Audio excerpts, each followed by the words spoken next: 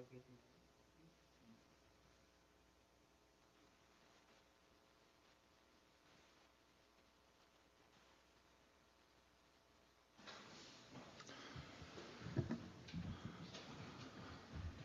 had an idea for today's recitation of the Bhagavad-gita, and I hope that everyone will like it. Maybe not everyone, but everyone I've talked to so far today, I called a lot of the devotees to ask their opinion about reciting the Bhagavad-gita today in English, because the last few years, well, more than a few years, we've done in Sanskrit, and there have been a few places I've seen where of course we always do the English later over the phone, but then there's an opportunity for just a few people to listen. And everyone that I talked to so far said they would like to get a sense of the whole Bhagavad Gita at once in English. And then a couple people reasoned that, well, Prabhupada especially brought it in English and so forth. And Roy Ramananda said that none of the kids at his school speak Sanskrit. He confirmed that for me. Anyway, I was wondering how you all feel about that.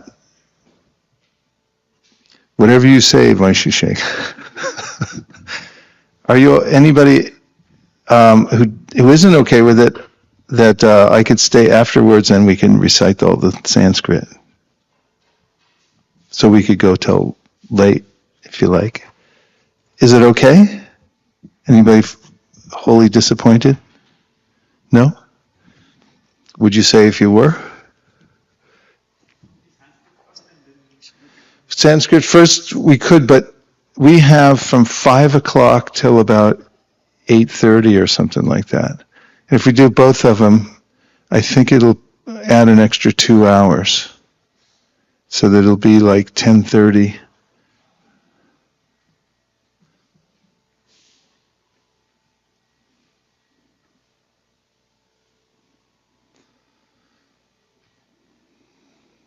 Hare Krishna.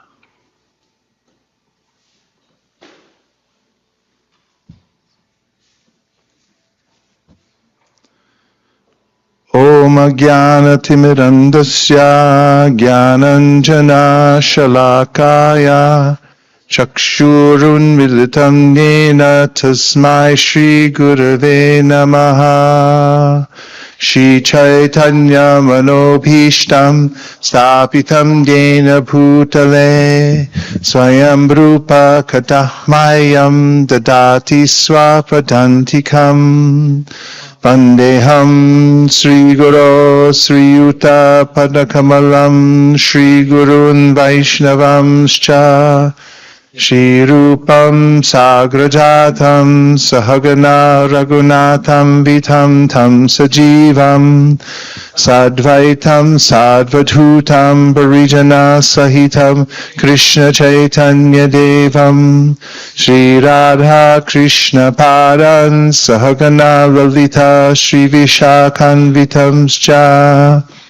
Hey Krishna Karuna Sindho Dinabandho Jagatpate Gopesha Gopika Kanta Radha Kanta Namostute Tapta Kanchana Gaurangi Radhe Vrindavaneshwari Vrishabhanu Sute Devi Pranamami Hari Priye Vansha kalpatarubhyascha kripa sindhubhya evacha patitanam pavanebhyo vaishnavebhyo namo namaha. Jaya Shri Krishna Chaitanya Prabhu Nityananda Sri Advaita Gadadhara Shivasari Gaura Bhakta Vrinda. Hare Krishna, Krishna Krishna, Hare Hare, Hare Rama, Rama Rama, Hare Hare. Bhagavad Gita as it is, Chapter 1, Observing the Armies on the Battlefield of Kurukshetra. Is everyone ready? Dhritarashtra said, O Sanjaya, after my sons and the sons of Pandu assembled in the place of pilgrimage at Kurukshetra, desiring to fight, what did they do? Sanjaya said, O king, after looking over the army arranged in military formation by the sons of Pandu, King Duryodhana went to his teacher and spoke the following words. O my teacher, behold the great army of the sons of Pandu, so expertly arranged by your intelligent disciple, the son of Drupada. Here in this army there are many heroic bowmen, equal in fighting to Bhima and Arjuna, great fighters like Yuyudhana, Virata, and Drupada. There are also great heroic powerful fighters like Drishtaketu, Chekitana, Kashiraj, Purujit, Kunti Bhoja, and Shaibhya. There are the mighty Utamanyu, the very powerful Utamauja, the son of Subhadra, and the sons of Draupadi. All these warriors are great chariot fighters. But for your information, O best of the Brahmanas, let me tell you about the captains who are especially qualified to lead my military force. There are personalities like you, Bhishma, Karna, Kripa, Ashvatthama, Vikarna, and the son of Somadatta called Bharishava, who are always victorious in battle. There are many other heroes who are prepared to lay down their lives for my sake. All of them are well equipped with different kinds of weapons, and all are experienced in military science. Our strength is immeasurable, and we are perfectly protected by grandfather Bhishma, whereas the strength of the Pandavas, carefully protected by Bhima, is limited. All of you must now give full support to grandfather Bhishma as you stand on your respective strategic points of entrance into the phalanx of the army. Then Bhishma, the great valiant grandsire of the Kuru dynasty, the grandfather of the fighters, blew his conch shell very loudly, making a sound like the roar of a lion, giving Duryodhana joy. After that, the conch shells, drums, bugles, trumpets, and horns were all suddenly sounded, and the combined sound was tumultuous. On the other side, both Lord Krishna and Arjuna, stationed on a great chariot drawn by white horses, sounded their transcendental conch shells.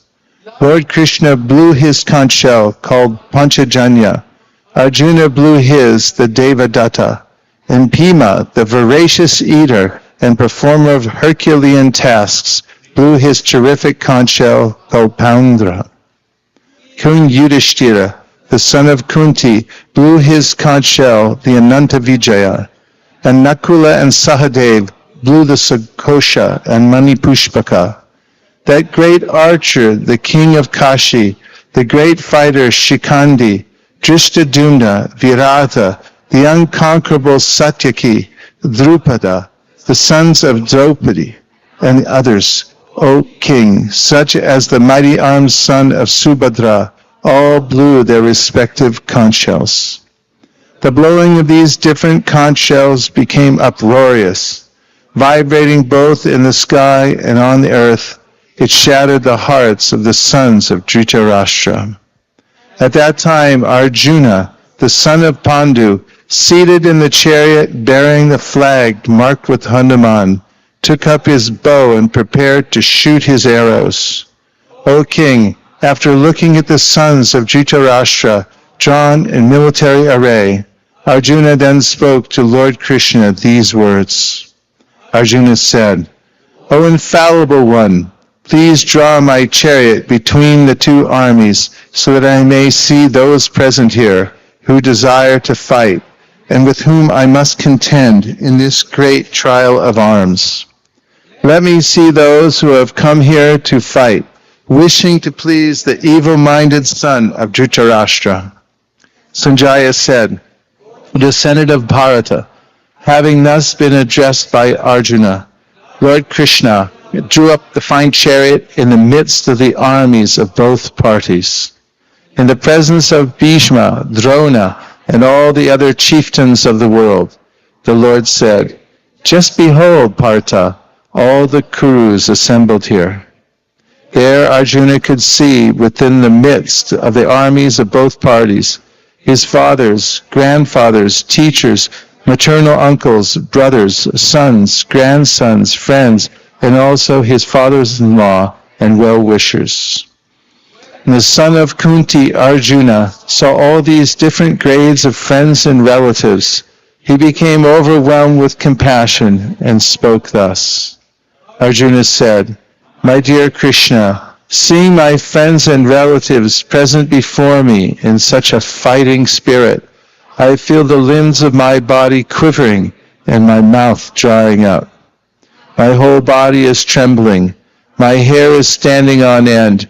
My bow, Gandiva, is slipping from my hand, and my skin is burning. I am now unable to stand here any longer. I am forgetting myself, and my mind is reeling. I see only causes of misfortune, O Krishna, killer of the Keshi demon. I do not see how any good can come from killing my own kinsmen in this battle. Nor can I, my dear Krishna, desire any subsequent victory, kingdom, or happiness. O Govinda, of what avail to us are a kingdom, happiness, or even life itself, when all those for whom we may desire them are now arrayed on this battlefield? O Madhusudana, when teachers, fathers, sons, grandfathers, maternal uncles, fathers-in-law, grandsons, brothers-in-law, and others, relatives, are ready to give up their lives and properties, and are standing before me, why should I wish to kill them, even though they may otherwise kill me? O maintainer of all living entities, I am not prepared to fight with them, even in exchange for the three worlds, let alone this earth. What pleasure will we derive from killing the sons of Dhritarashtra? Sin will overcome us if we slay such aggressors. Therefore it is not proper for us to kill the sons of Dhritarashtra and our friends. What should we gain, O Krishna, husband of the goddess of fortune, and how could we be happy by killing our own kinsmen? O Janardhan, although these men, their hearts overtaken by greed, see no fault in killing one's family or quarreling with friends, why should we, who can see the crime in destroying a family, engage in these acts of sin? With the destruction of the dynasty, the eternal family tradition is vanquished, and thus the rest of the family becomes involved in irreligion. When irreligion is prominent in the family, O Krishna, the women of the family become polluted, and from the degradation of womanhood, O descendant of Vrishni, comes unwanted progeny. An increase of unwanted population certainly causes hellish life, both for the family and for those who destroyed the family tradition. The ancestors of such corrupt families fall down, because the performances for offering them food and water are entirely stopped. By the evil deeds of those who destroy the family tradition and thus give rise to unwanted children, all kinds of community projects and family welfare activities are devastated. O Krishna, maintainer of the people, I have heard by disciplic succession that those whose family traditions are destroyed dwell always in hell. Alas, how strange it is that we are preparing to commit greatly sinful acts, driven by the desire to enjoy royal happiness.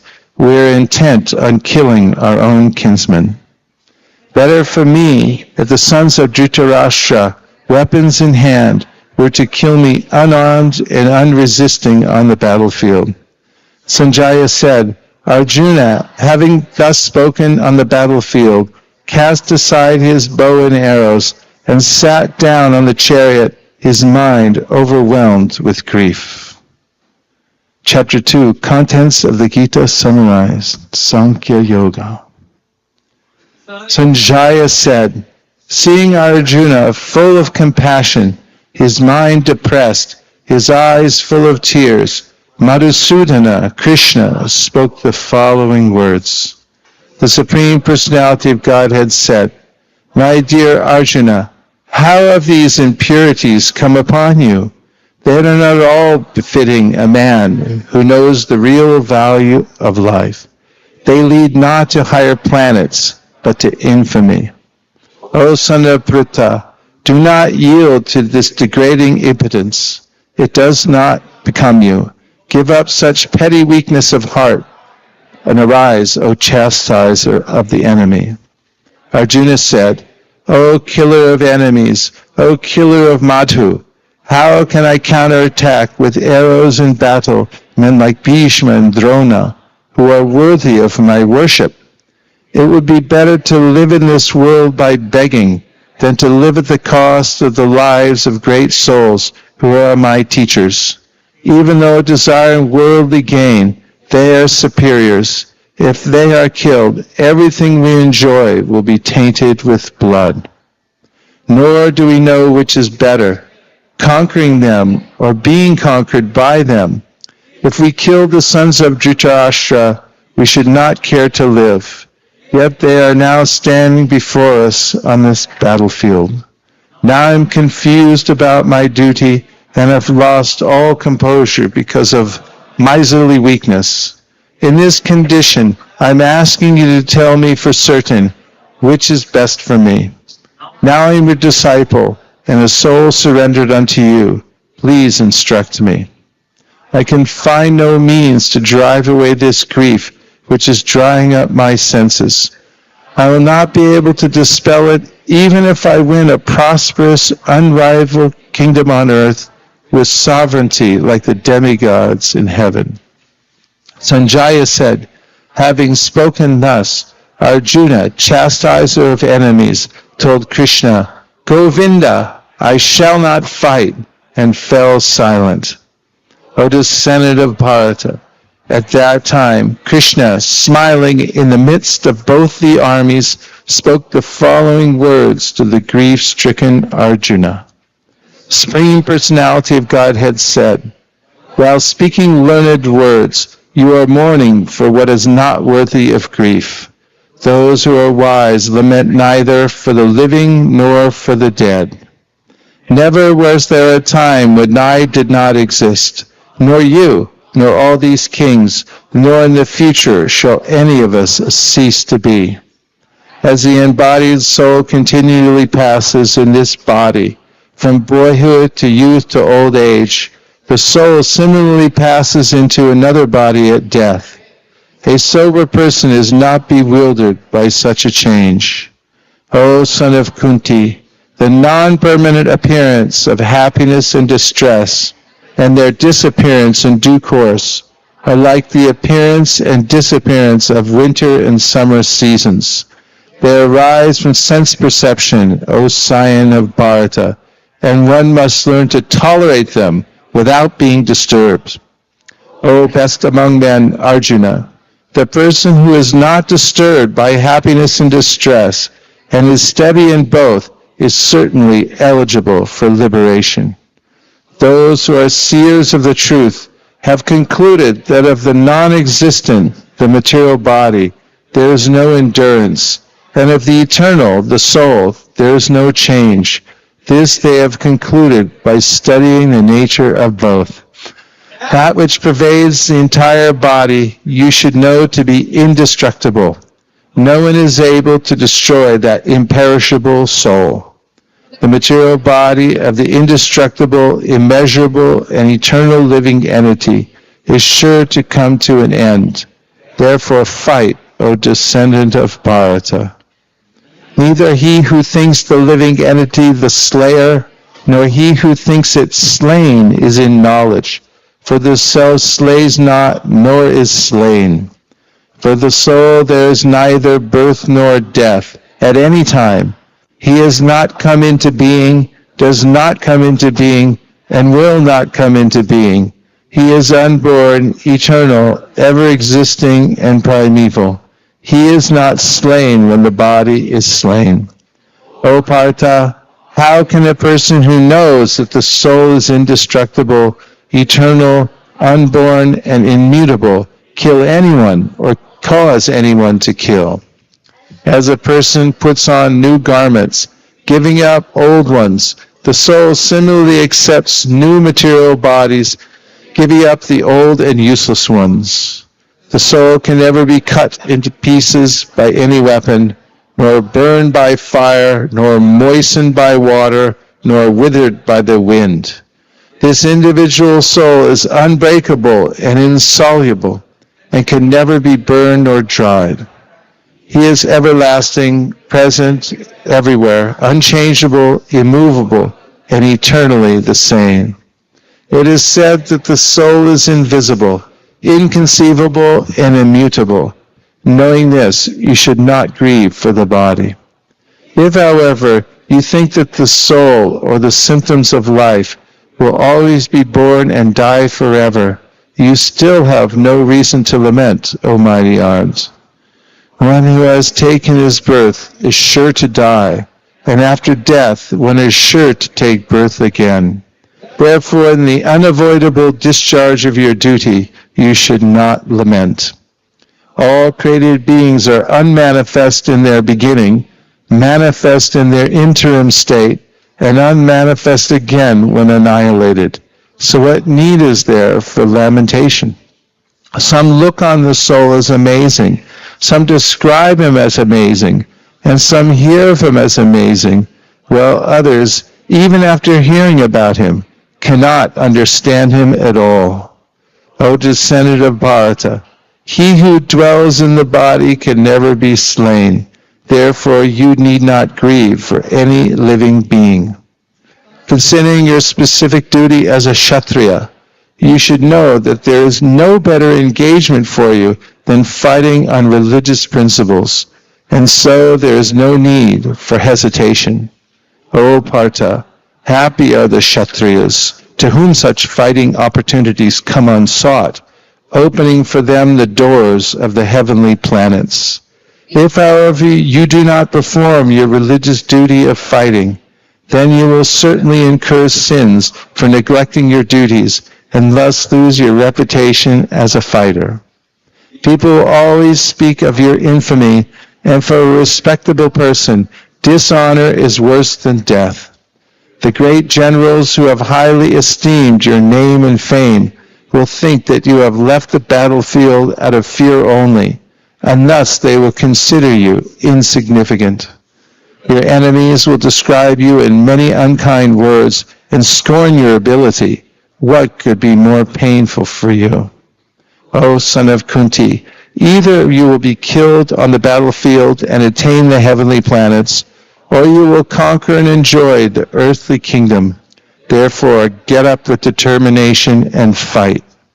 Do thou fight for the sake of fighting, without considering happiness or distress, loss or gain, victory or defeat, and by so doing you shall never incur sin. Thus far I have described this knowledge to you through analytical study. Now listen as I explain it in terms of working without furtive results. O son of Pratha, when you act in such knowledge, you can free yourself from the bondage of works. In this endeavor there is no loss or diminution, and a little advancement on this path can protect one from the most dangerous type of fear. Those who are on this path are resolute in purpose, and their aim is one. O beloved child of the Kurus, the intelligence of those who are irresolute is many-branched. Men of small knowledge are very much attached to the flowery words of the Vedas, which recommend various fruitive activities for elevation to heavenly planets, resultant good birth, power, and so forth. Being desirous of sense gratification and opulent life, they say that there is nothing more than this. In the minds of those who are too attached to sense enjoyment and material opulence, and who are bewildered by such things, the resolute determination for devotional service to the Supreme Lord does not take place. The Vedas deal mainly with the subject of the three modes of material nature. O Arjuna, become transcendental to these three modes. Be free from all dualities and from all anxieties for gain and safety, and be established in the self. All purposes served by a small well can at once be served by a great reservoir of water. Similarly, all the purposes of the Vedas can be served to one who knows the purpose behind them. You have a right to perform your prescribed duty, but you are not entitled to the fruits of action. Never consider yourself the cause of the results of your activities, and never be attached to not doing your duty. Perform your duty equipoised, O Arjuna, abandoning all attachment to success or failure. Such equanimity is called yoga. O Dhananjaya, keep all abominable activities far distant by devotional service, and in that consciousness surrender unto the Lord. Those who want to enjoy the fruits of their work are misers. A man engaged in devotional service rids himself of both good and bad reactions, even in this life. Therefore, strive for yoga, which is the art of all work. By thus engaging in devotional service to the Lord, great sages or devotees free themselves from the results of work in the material world.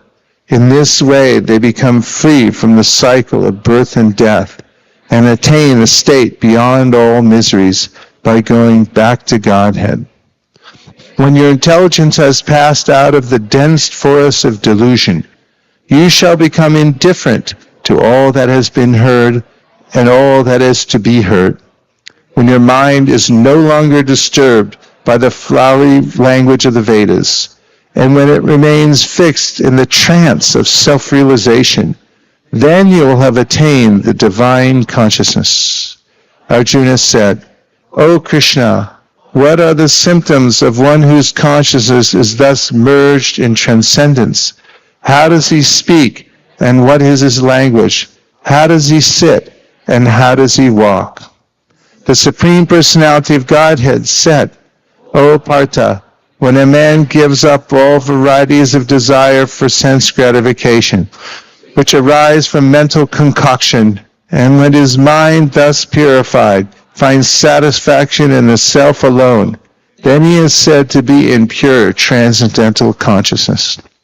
One who is not disturbed in mind, even amidst the threefold miseries, or elated when there is happiness, and who is free from attachment, fear, and anger, is called a sage of steady mind. In the material world, one who is unaffected by whatever good or evil he may obtain, neither praising it nor despising it, is firmly fixed in perfect knowledge. One who is able to withdraw his senses from sense objects, as the tortoise draws its limbs within the shell, is firmly fixed in perfect consciousness. Though the embodied soul may be restricted from sense enjoyment, the taste for sense objects remains, but ceasing such engagements by experiencing a higher taste, he is fixed in consciousness.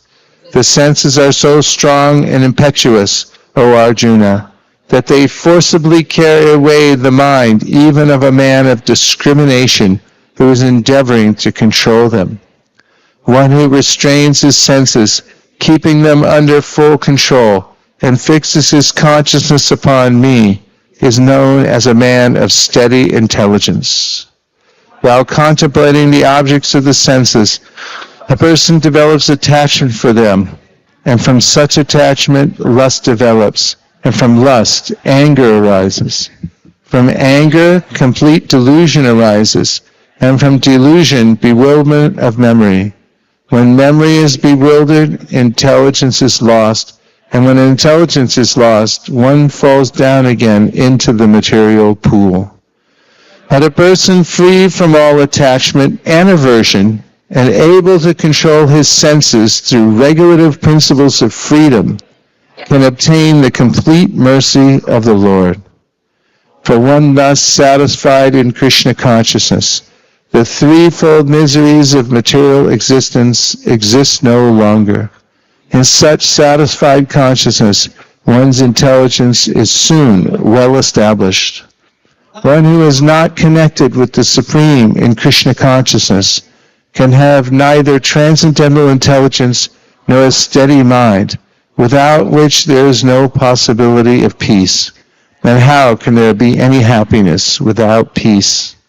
As a strong wind sweeps away a boat on the water, even one of the roaming senses on which the mind focuses can carry away a man's intelligence. Therefore, O mighty arms, one whose senses are restrained from their objects is certainly of steady intelligence. What is night for all beings is the time of awakening for the self-control, and the time of awakening for all beings is night for the introspective sage. A person who is not disturbed by the incessant flow of desires that enter like rivers into the ocean, which is ever being filled but is always still, can alone achieve peace, and not the man who strives to satisfy such desires. A person who has given up all desires for sense gratification, who lives free from desires, who has given up all sense of proprietorship, and is devoid of false ego, he alone can attain real peace. That is the way of the spiritual and godly life, after attaining which a man is not bewildered. If one is thus situated, even at the hour of death, one can enter into the kingdom of God. Hare Krishna, Krishna Krishna, Hare Hare, Hare Rama, Rama Rama, Hare Hare. There's plenty of seats on that side, and just make sure there's a pathway that allows everyone in. Bhagavad Gita as it is, Chapter 3, Karma Yoga. Is the pace okay for everybody? You take time to breathe. Arjuna said, O Janardhan, O Keshava, why do you want to engage me in this ghastly warfare if you think that intelligence is better than fruit of work? My intelligence is bewildered by your equivocal instructions. Therefore, please tell me decisively which will be most beneficial for me. The Supreme Personality of Godhead said, O sinless Arjuna, I have already explained that there are two classes of men who try to realize the self. Some are inclined to understand it by empirical philosophical speculation, and others by devotional service. Not by merely abstaining from work can one achieve freedom from reaction, nor by renunciation alone can one attain perfection. Everyone is forced to act helplessly according to the qualities he has acquired from the modes of material nature. Therefore, no one can refrain from doing something, not even for a moment. One who restrains the senses of action, but whose mind dwells on sense objects, certainly deludes himself and is called a pretender. On the other hand, if a sincere person tries to control the active senses by the mind and begins karma yoga in Krishna consciousness without attachment, he is by far superior. Perform your prescribed duty, for doing so is better than not working. One cannot even maintain one's physical body without work. Work done as a sacrifice for Vishnu has to be performed. Otherwise, work causes bondage in this material world. Therefore, O son of Kunti, perform your prescribed duties for his satisfaction, and in that way you will always remain free from bondage. In the beginning of creation, the Lord of all creatures sent forth generations of men and demigods, along with sacrifices for Vishnu, and blessed them by saying, Be thou happy by this yajna, sacrifice, because its performance will bestow upon you everything desirable for living happily and achieving liberation. The demigods, being pleased by sacrifices, will also please you, and thus by cooperation between men and demigods, prosperity will reign for all. in charge of the various necessities of life, the demigods, being satisfied by the performance of yajna, sacrifice, will supply all necessities to you. But he who enjoys such gifts without offering them to the demigods in return is certainly a thief. The devotees of the Lord are released from all kinds of sins because they eat food which is offered first for sacrifice. Others who prepare food for personal sense enjoyment verily eat only sin. All living bodies subsist on food grains which are produced from rains. Rains are produced by performance of yajna, sacrifice, and yajna is born of prescribed duties. Regulated activities are prescribed in the Vedas, and the Vedas are directly manifested from the Supreme Personality of Godhead.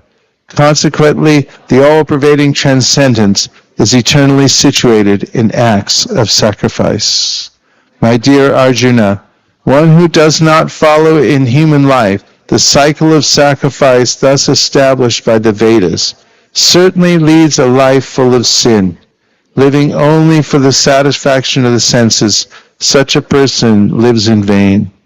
But for one who takes pleasure in the self, whose human life is one of self-realization, and who is satisfied in the self only, fully satiated, for him there is no duty.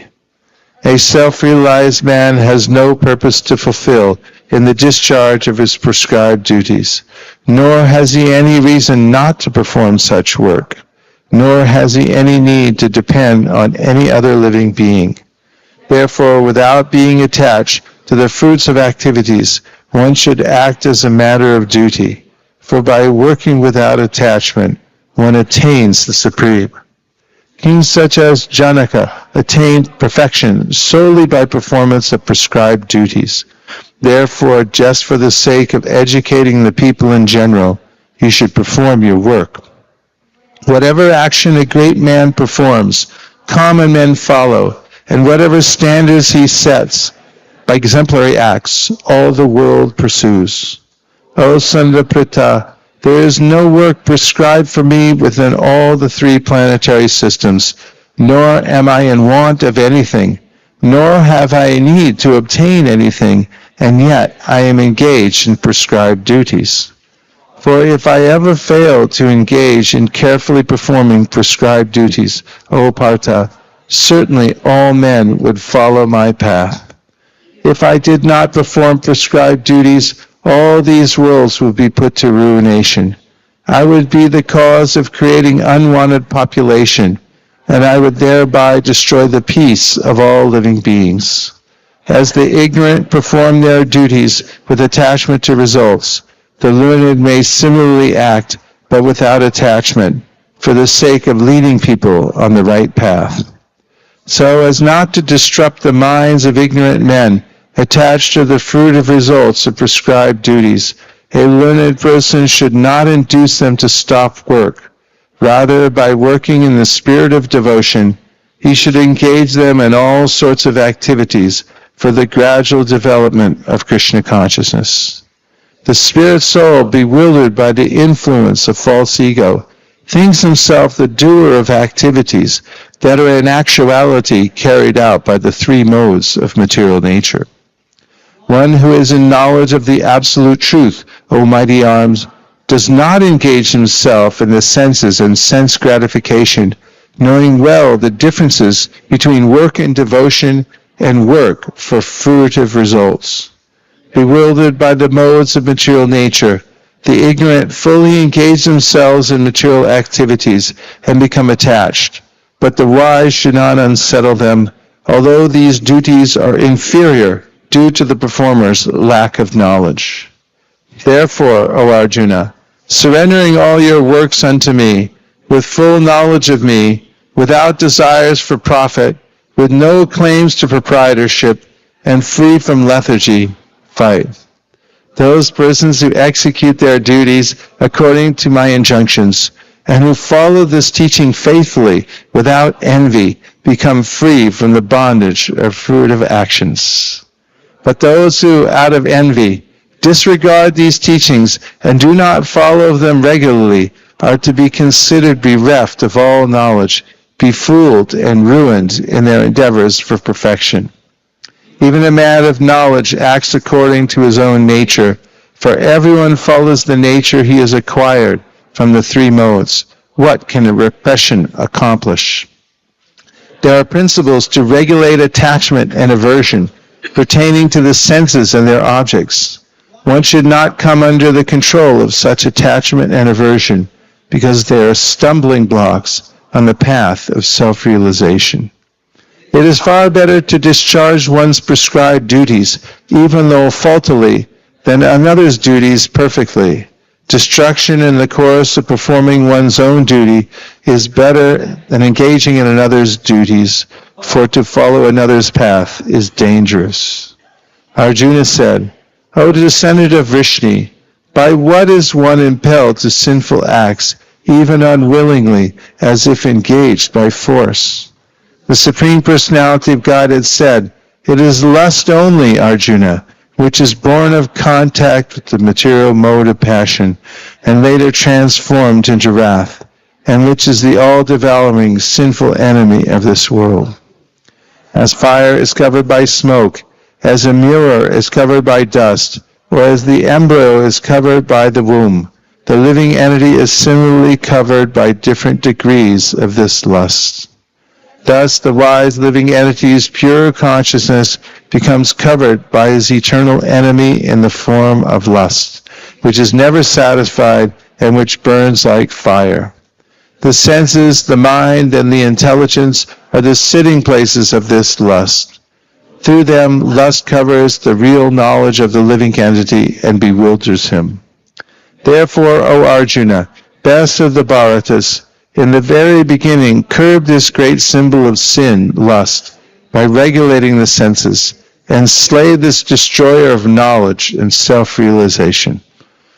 Working senses are superior to dull matter. Mind is higher than the senses. Intelligence is still higher than the mind, and he, the soul, is even higher than the intelligence.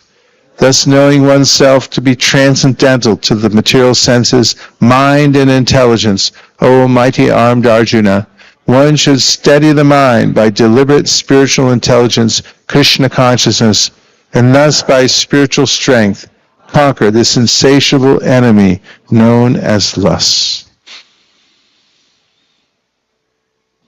Chapter 4, Transcendental Knowledge. The Personality of Godhead said, Lord Sri Krishna said, I instructed this imperishable science of yoga to the sun god, Vivaswan, and Vivaswan instructed it to Manu, the father of mankind, and Manu in turn instructed it to Ikshvaku. This supreme science was thus received through the chain of disciplic succession, and the saintly kings understood it in that way. But in course of time, the succession was broken, and therefore the science as it is appears to be lost.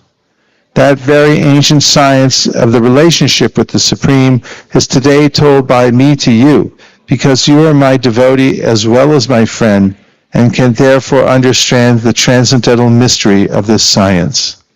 Arjuna said, the sun god Vivaswan is senior by birth to you. How am I to understand that in the beginning you instructed this science to him? The Personality of Godhead said, Many, many births both you and I have passed. I can remember all of them, but you cannot, O subduer of the enemy. Although I am unborn and my transcendental body never deteriorates, and although I am the Lord of all living entities, I still appear in every millennium in my original transcendental form. Whenever and wherever there is a decline in religious practice, O descendant of Bharata, and a predominant rise of irreligion, at that time I descend myself, to deliver the pious and to annihilate the miscreants, as well as to re-establish the principles of religion. I myself appear, millennium after millennium. One who knows the transcendental nature of my appearance and activities does not, upon leaving the body, take his birth again in this material world, but attains my eternal abode, O Arjuna. being freed from attachment, fear, and anger, being fully absorbed in me, and taking refuge in me. Many, many persons in the past became purified by knowledge of me, and thus they all attained transcendental love for me. As all surrender unto me, I reward them accordingly. Everyone follows my path in all respects, O Samaprita. Men in this world desire success and fruit of activities, and therefore they worship the demigods. Quickly, of course, men get results from fruit of work in this world. According to the three modes of material nature and the work associated with them, the four divisions of human society are created by me, and although I am the creator of this system, you should know that I am yet the non-doer, being unchangeable. There is no work that affects me, nor do I aspire for the fruits of action. One who understands this truth about me also does not become entangled in the fruit of reactions of work. All the liberated souls in ancient times acted with this understanding of my transcendental nature. Therefore, you should perform your duty following in their footsteps. Even the intelligent are bewildered in determining what is action and what is inaction. Now I shall explain to you what action is, knowing which you shall be liberated from all misfortune. The intricacies of action are very hard to understand. Therefore, one should know properly what action is, what forbidden action is, and what inaction is. One who sees inaction in action and action in inaction is intelligent among men, and he is in the transcendental position, although engaged in all sorts of activities. One is understood to be in full knowledge, whose every endeavor is devoid of desire for sense gratification. He is said by sages to be a worker for whom the reactions of work have been burned up by the fire of perfect knowledge. Abandoning all attachment to the results of his activities, ever satisfied and independent, he performs no fruit of action, although engaged in all kinds of undertakings. Such a man of understanding acts with mind and intelligence perfectly controlled, gives up all sense of proprietorship over his possessions, and acts only for the bare necessities of life. Thus working, he is not affected by sinful reactions. He who is satisfied with gain which comes of its own accord, who is free from duality and does not envy, who is steady in both success and failure, is never entangled, although performing actions. The work of a man who is unattached to the modes of material nature and who is fully situated in transcendental knowledge merges entirely into transcendence.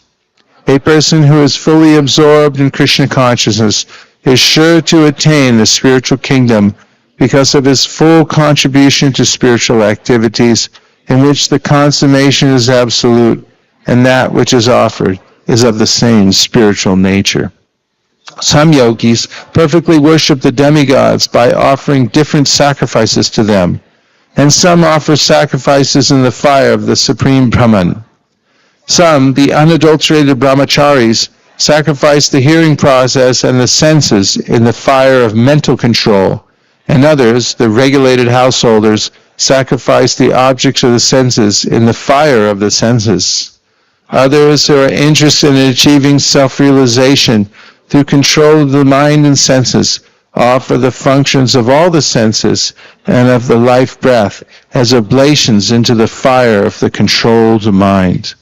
Having accepted strict vows, some become enlightened by sacrificing their possessions, and others by performing severe austerities, by practicing the yoga of eightfold mysticism, or by studying the Vedas to advance in transcendental knowledge. Still others who are inclined to the process of breath restraint to remain in trance, practice by offering the movement of the outgoing breath into the incoming, and the incoming breath into the outgoing, and thus at last remain in trance, stopping all breathing. Others, curtailing the eating process, offer the outgoing breath into itself as a sacrifice. All these performers who know the meaning of sacrifice become cleansed of sinful reactions, and having tasted the nectar of the results of sacrifices, they advance toward the supreme eternal atmosphere.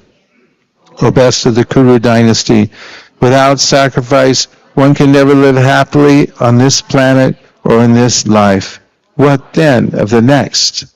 All these different types of sacrifice are approved by the Vedas, and all of them are born of different types of work.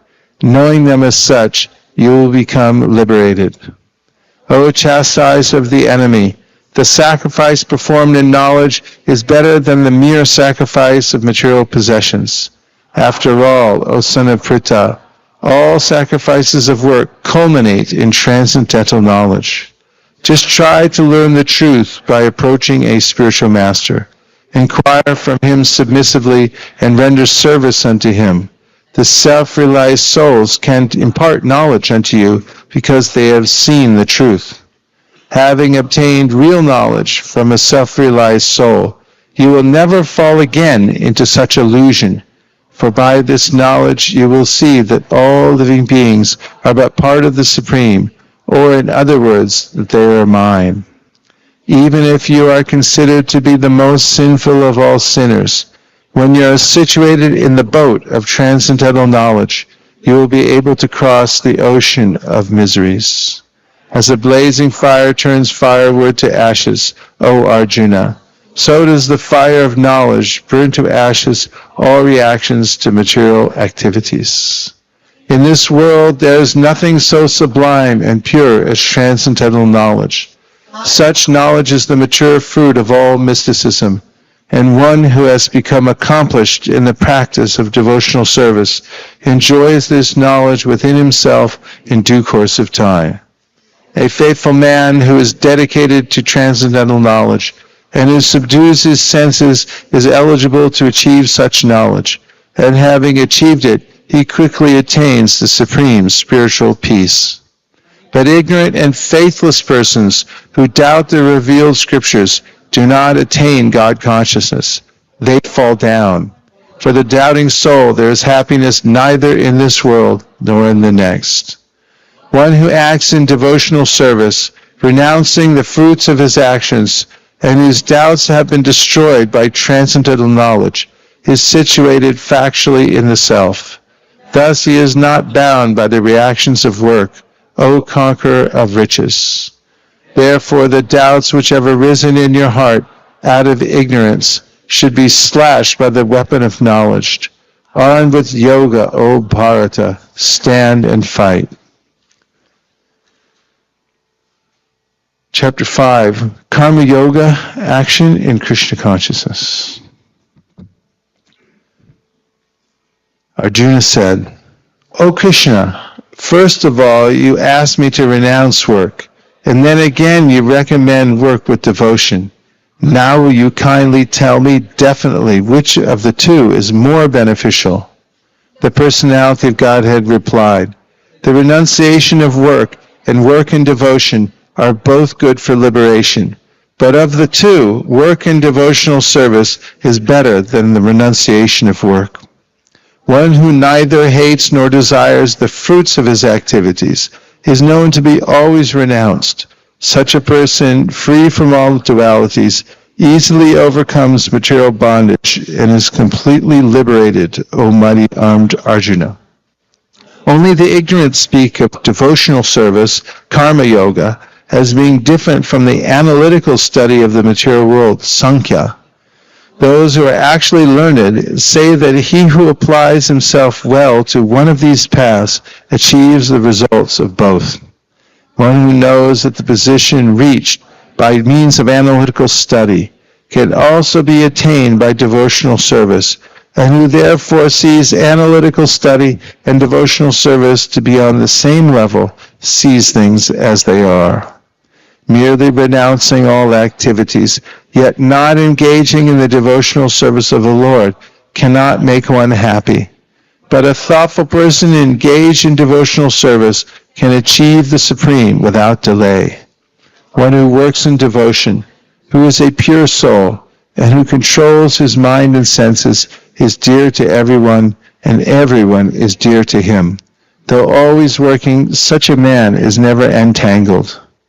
A person in the divine consciousness, although engaged in seeing, hearing, touching, smelling, eating, moving about, sleeping and breathing, always knows within himself that he actually does nothing at all. Because while speaking, evacuating, receiving, or opening or closing his eyes, he always knows that only the material senses are engaged with their objects, and that he is aloof from them.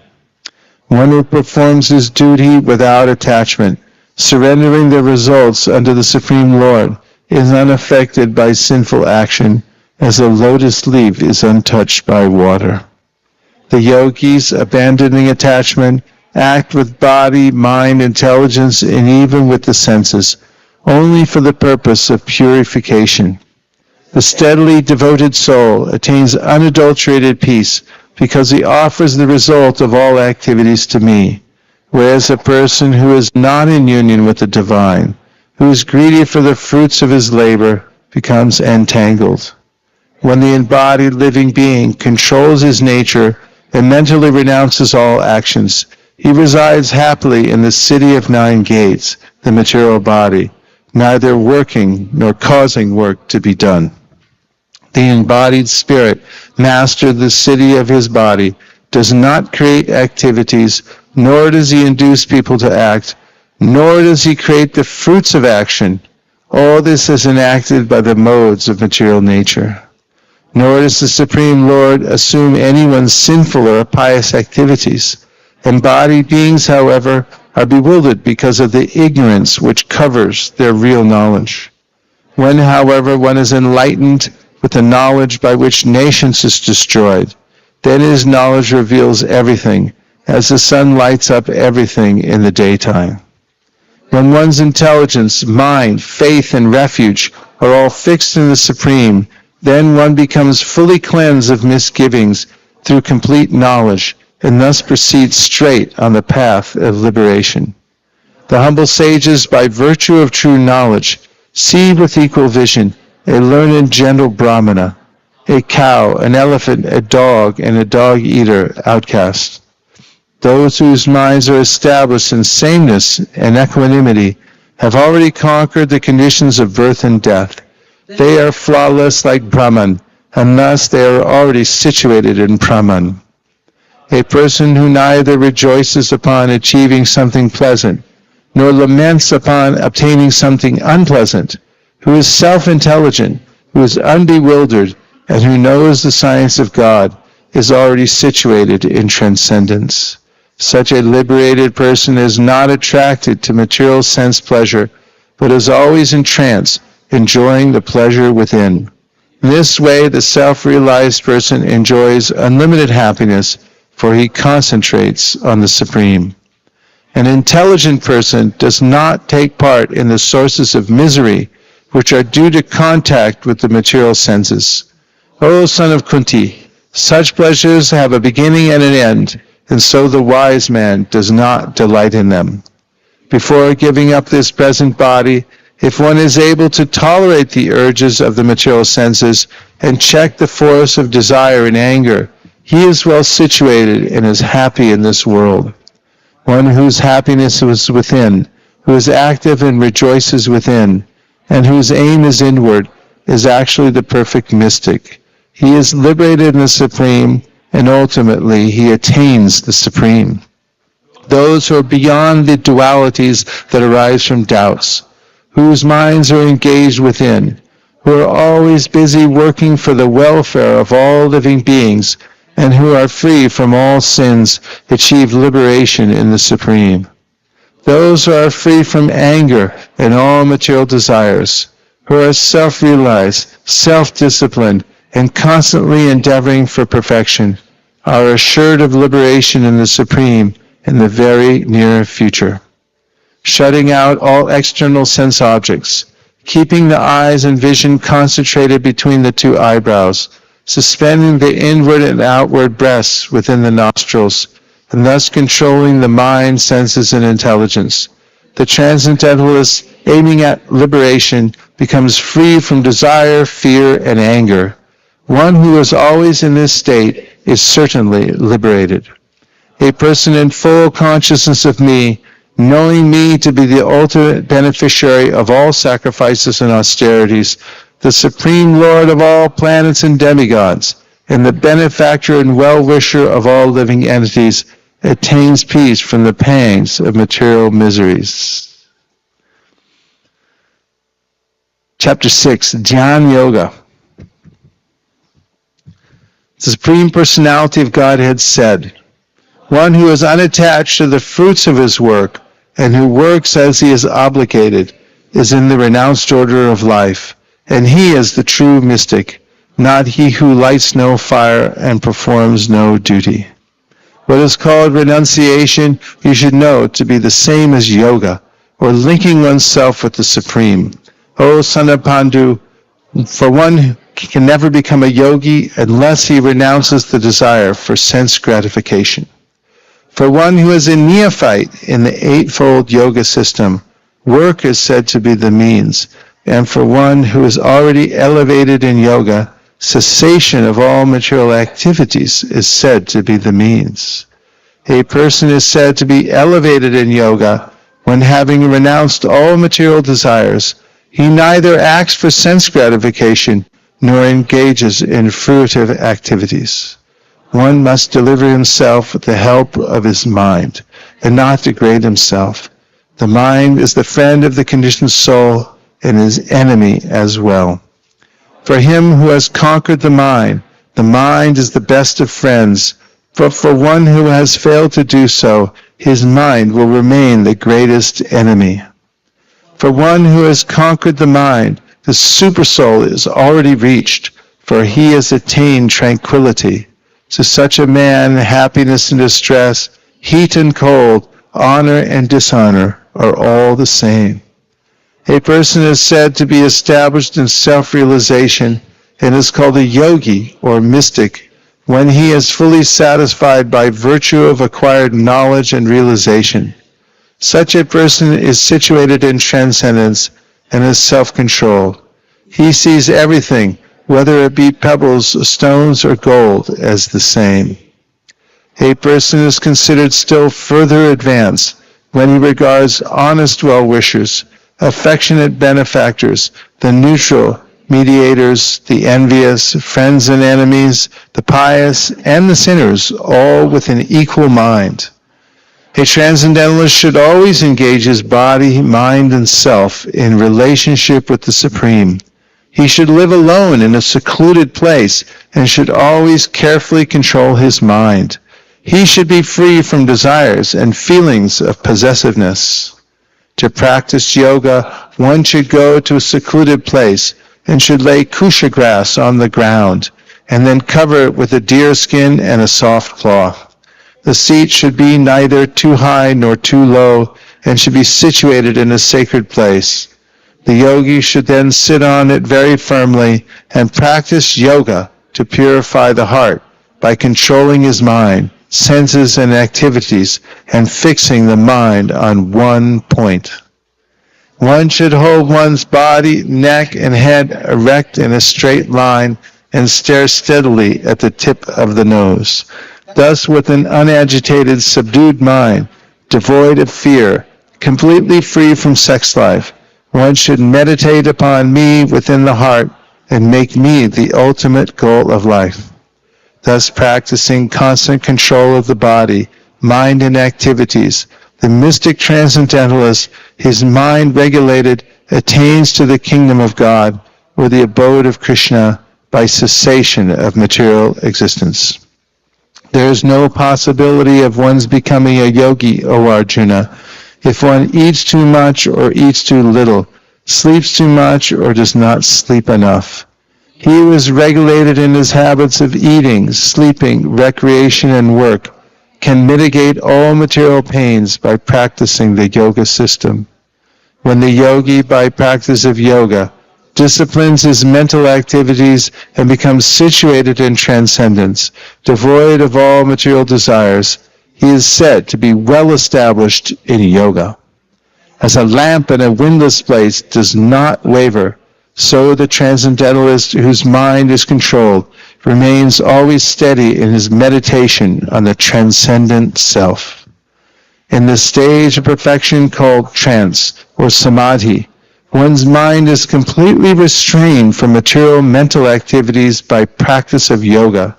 This perfection is characterized by one's ability to see the self by the pure mind and to relish and rejoice in the self. In that joyous state, one is situated in boundless transcendental happiness realized through transcendental senses. Established thus, one never departs from the truth, and upon gaining this, he thinks there is no greater gain. Being situated in such a position, one is never shaken, even in the midst of greatest difficulty. This indeed is actual freedom from all miseries arising from material contact. One should engage oneself in the practice of yoga with determination and faith and not be deviated from the path. One should abandon without exception all material desires born of mental speculation and thus control all the senses on all sides by the mind. Gradually, step by step, one should become situated in trance by means of intelligence, sustained by full conviction, and thus the mind should be fixed on the self alone and should think of nothing else. From wherever the mind wanders due to its flickering and unsteady nature, one must certainly withdraw it and bring it back under the control of the self. The yogi whose mind is fixed on me verily attains the highest perfection of transcendental happiness. He is beyond the mode of passion. He realizes his qualitative identity with the Supreme, and thus he is free from all reactions to past deeds.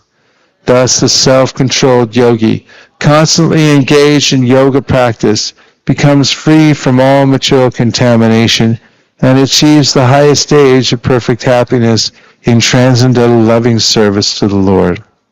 A true yogi observes me in all beings and also sees every being in me.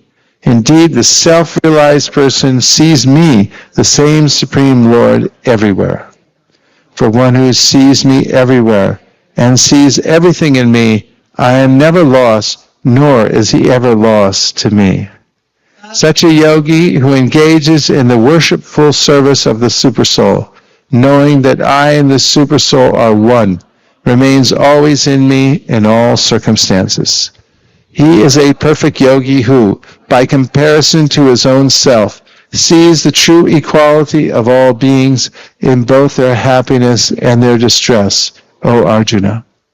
Arjuna said, O Madhusudana, the system of yoga which you have summarized appears impractical and unendurable to me, for the mind is restless and unsteady. The mind is restless, turbulent, obstinate, and very strong, O Krishna, and to subdue it, I think, is more difficult than controlling the wind.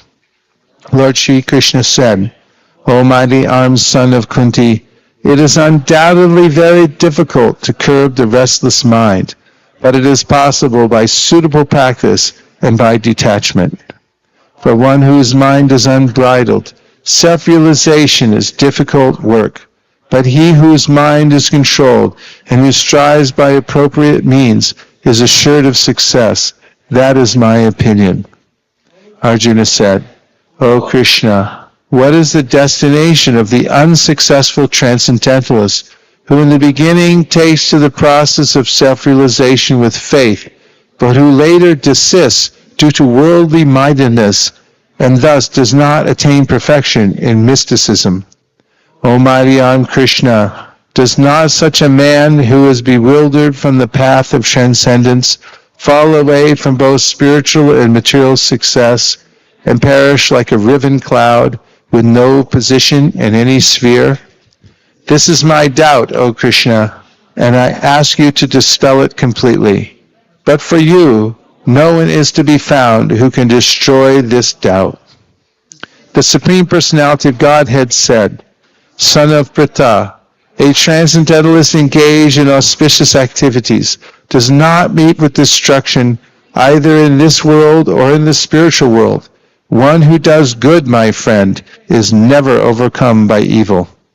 The unsuccessful yogi, after many, many years of enjoyment on the planets of the pious living entities, is born into a family of righteous people or into a family of rich aristocracy.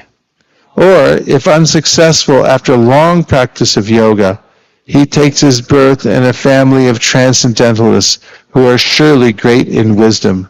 Certainly such a birth is rare in this world. On taking such a birth, he revives the divine consciousness of his previous life, and he again tries to make further progress in order to achieve complete success, O son of Kuru. By virtue of the divine consciousness of his previous life, he automatically becomes attracted to the yogic principles even without seeking them. Such an inquisitive transcendentalist stands always above the ritualistic principles of the scriptures. And when the yogi engages himself with sincere endeavor in making further progress, being washed of all contaminations, then ultimately, achieving perfection after many, many births of practice, he attains the supreme goal. The yogi is greater than the ascetic, greater than the empiricist, and greater than the fruitive worker. Therefore, O Arjuna, in all circumstances be a yogi. And of all yogis, the one with great faith who always abides in me, thinking of me within himself, and renders transcendental loving service to me, he is the most intimately united with me in yoga, and is the highest of all. That is my opinion. Chapter 7, Knowledge of the Absolute. The Supreme Personality of Godhead said, "Now hear, O son of Pritha, how by practicing yoga in full consciousness of me, with mind attached to me, you can know me in full, free from doubt. I shall now declare unto you in full this knowledge both phenomenal and numinous. This being known, nothing further shall remain for you to know. Out of many thousands among men, one may endeavor for perfection, and of those who have achieved perfection, hardly one knows me in truth. Earth, water, fire, air, ether, mind, intelligence, and false ego, altogether these 8 constitute my separated material energies. Besides these, O mighty-armed Arjuna, there is another superior energy of mine, which comprises the living entities who are exploiting the resources of this material inferior nature. All created beings have their source in these 2 natures. Of all that is material and all that is spiritual in this world, know for certain that I am both the origin and the dissolution. O conqueror of wealth, there is no truth superior to me. Everything rests upon me as pearls are strung on a thread. O son of Kunti, I am the taste of water, the light of the sun and the moon, the syllable Om in the Vedic mantras. I am the sound and ether and ability in man. I am the original fragrance of the earth, and I am the heat and fire. I am the life of all that lives, and I am the penances of all ascetics. O son of Pritha, know that I am the original seed of all existences, the intelligence of the intelligent, and the prowess of all powerful men. I am the strength of the strong, devoid of passion and desire. I am sex life which is not contrary to religious principles, O Lord of the Bharatas, Arjuna.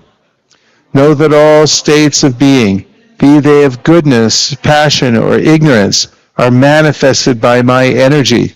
I am in one sense everything, but I am independent. I am not under the modes of material nature, for they, on the contrary, are within me. Deluded by the 3 modes, goodness, passion, and ignorance, the whole world does not know me, who am above the modes and inexhaustible. This divine energy of mine, consisting of the 3 modes of material nature, is difficult to overcome, but those who have surrendered unto me can easily cross beyond it. Those miscreants who are grossly foolish, who are lowest among mankind, whose knowledge is stolen by illusion, and who partake of the atheistic nature of demons, do not surrender unto me. O best among the Bharatas, 4 kinds of pious men begin to render devotional service unto me: the distressed, the desirer of wealth, the inquisitive, and he who is searching for knowledge of the Absolute. Of these, the one who is in full knowledge and who is always engaged in pure devotional service is the best, for I am very dear to him, and he is very dear to me. All these devotees are undoubtedly magnanimous souls, but he who is situated in knowledge of me, I consider to be just like my own self. Being engaged in my transcendental service, he is sure to attain me, the highest and most perfect goal.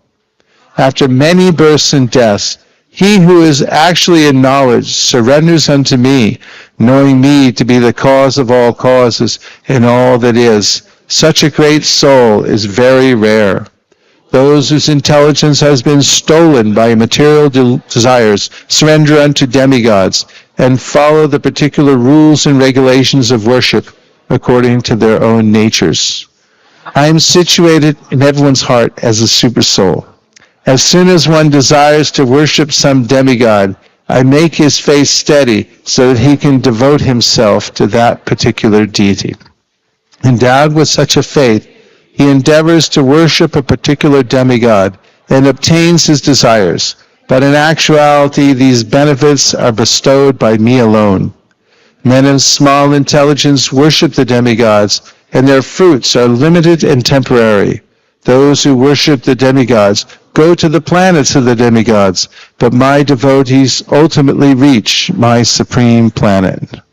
Unintelligent men who do not know me perfectly think that I, the Supreme Personality of Godhead, Krishna, was impersonal before and have now assumed this personality. Due to their small knowledge, they do not know my higher nature, which is imperishable and supreme. I am never manifest to the foolish and unintelligent. For them I am covered by my internal potency, and therefore they do not know that I am unborn and infallible. O Arjuna, as the Supreme Personality of Godhead, I know everything that has happened in the past, all that is happening in the present, and all things that are yet to come. I also know all living entities, but me no one knows. O Scion of Bharata, O conqueror of the foe, all living entities are born into delusion, bewildered by dualities arisen from desire and hate. Persons who have acted piously in previous lives and in this life, and whose sinful actions are completely eradicated, are freed from the dualities of delusion, and they engage themselves in my service with determination. Intelligent persons who are endeavoring for liberation from old age and death take refuge in me in devotional service. They are actually Brahman because they entirely know everything about transcendental activities. Those in full consciousness of me, who know me, the Supreme Lord, to be the governing principle of the material manifestation, of the demigods, and of all methods of sacrifice, of the Supreme Personality of Godhead, even at the time of death. Chapter 8, Attaining the Supreme. Arjuna inquired, O my Lord, O Supreme Person, what is Brahman? What is the Self? What are fruitive activities? What is this material manifestation? And what are the demigods? Please explain this to me. Who is the Lord of sacrifice, and how does he live in the body, O Madhusudana? And how can those engaged in devotional service know you at the time of death? The Supreme Personality of Godhead said, the indestructible transcendental living entity is called Brahman, and his eternal nature is called Adhyatma, the Self. Action pertaining to the development of the material bodies of the living entities is called karma, or fruitive activities. O best of the embodied beings, the physical nature, which is constantly changing, is called adibhuta, the material manifestation. The universal form of the Lord, which includes all the demigods, like those of the sun and moon, is called Adidaiva. And I, the Supreme Lord, represented as the Supersoul in the heart of every embodied being, am called Adiyagya, the Lord of Sacrifice. And whoever at the end of his life quits his body remembering me alone, at once attains my nature. Of this there is no doubt. Whatever state of being one remembers when he quits his body, O son of Kunti, that state he will attain without fail. Therefore, Arjuna, you should always think of me in the form of Krishna, and at the same time carry out your prescribed duty of fighting. With your activities dedicated to me, and your mind and intelligence fixed on me, you will attain me without doubt. He who meditates on me as the Supreme Personality of Godhead, his mind constantly engaged in remembering me, undeviated from the path, he, O Partha, is sure to reach me. One should meditate upon the Supreme Person as the one who knows everything, as he who is the oldest, who is the controller, who is smaller than the smallest, who is the maintainer of everything, who is beyond all material conception, who is inconceivable, and who is always a person. He is luminous like the sun, and he is transcendental beyond this material nature. One who, at the time of death, fixes his life air between the eyebrows, and by the strength of yoga, with an undeviating mind, engages himself in remembering the Supreme Lord in full devotion, will certainly attain to the Supreme Personality of Godhead. Persons who are learned in the Vedas, who utter Omkara, and who are great sages in their renounced order, enter into Brahman. Desiring such perfection, one practices celibacy. I shall now briefly explain to you this process by which one may attain salvation. The yogic situation is that of detachment from all sensual engagements, closing all the doors of the senses and fixing the mind on the heart and the life air at the top of the head. One establishes himself in yoga. After being situated in this yoga practice and vibrating the sacred syllable Om, the supreme combination of letters, if one thinks of the Supreme Personality of Godhead and quits his body, he will certainly reach the spiritual planets. For one who always remembers me without deviation, I am easy to obtain, O son of Pritha, because of his constant engagement in devotional service. After attaining me, the great souls, who are yogis in devotion, never return to this temporary world, which is full of miseries, because they have attained the highest perfection. From the highest planet in the material world down to the lowest, all are places of misery, wherein repeated birth and death take place. But one who attains to my abode, O son of Kunti, never takes birth again. By human calculation, 1,000 ages taken together form the duration of Brahma's one day, and such also is the duration of his night. At the beginning of Brahma's day, all living entities become manifest from the unmanifest state, and thereafter, when the night falls, they are merged into the unmanifest again. Again and again, when Brahma's day arrives, all living entities come into being, and with the arrival of Brahma's night, they are helplessly annihilated.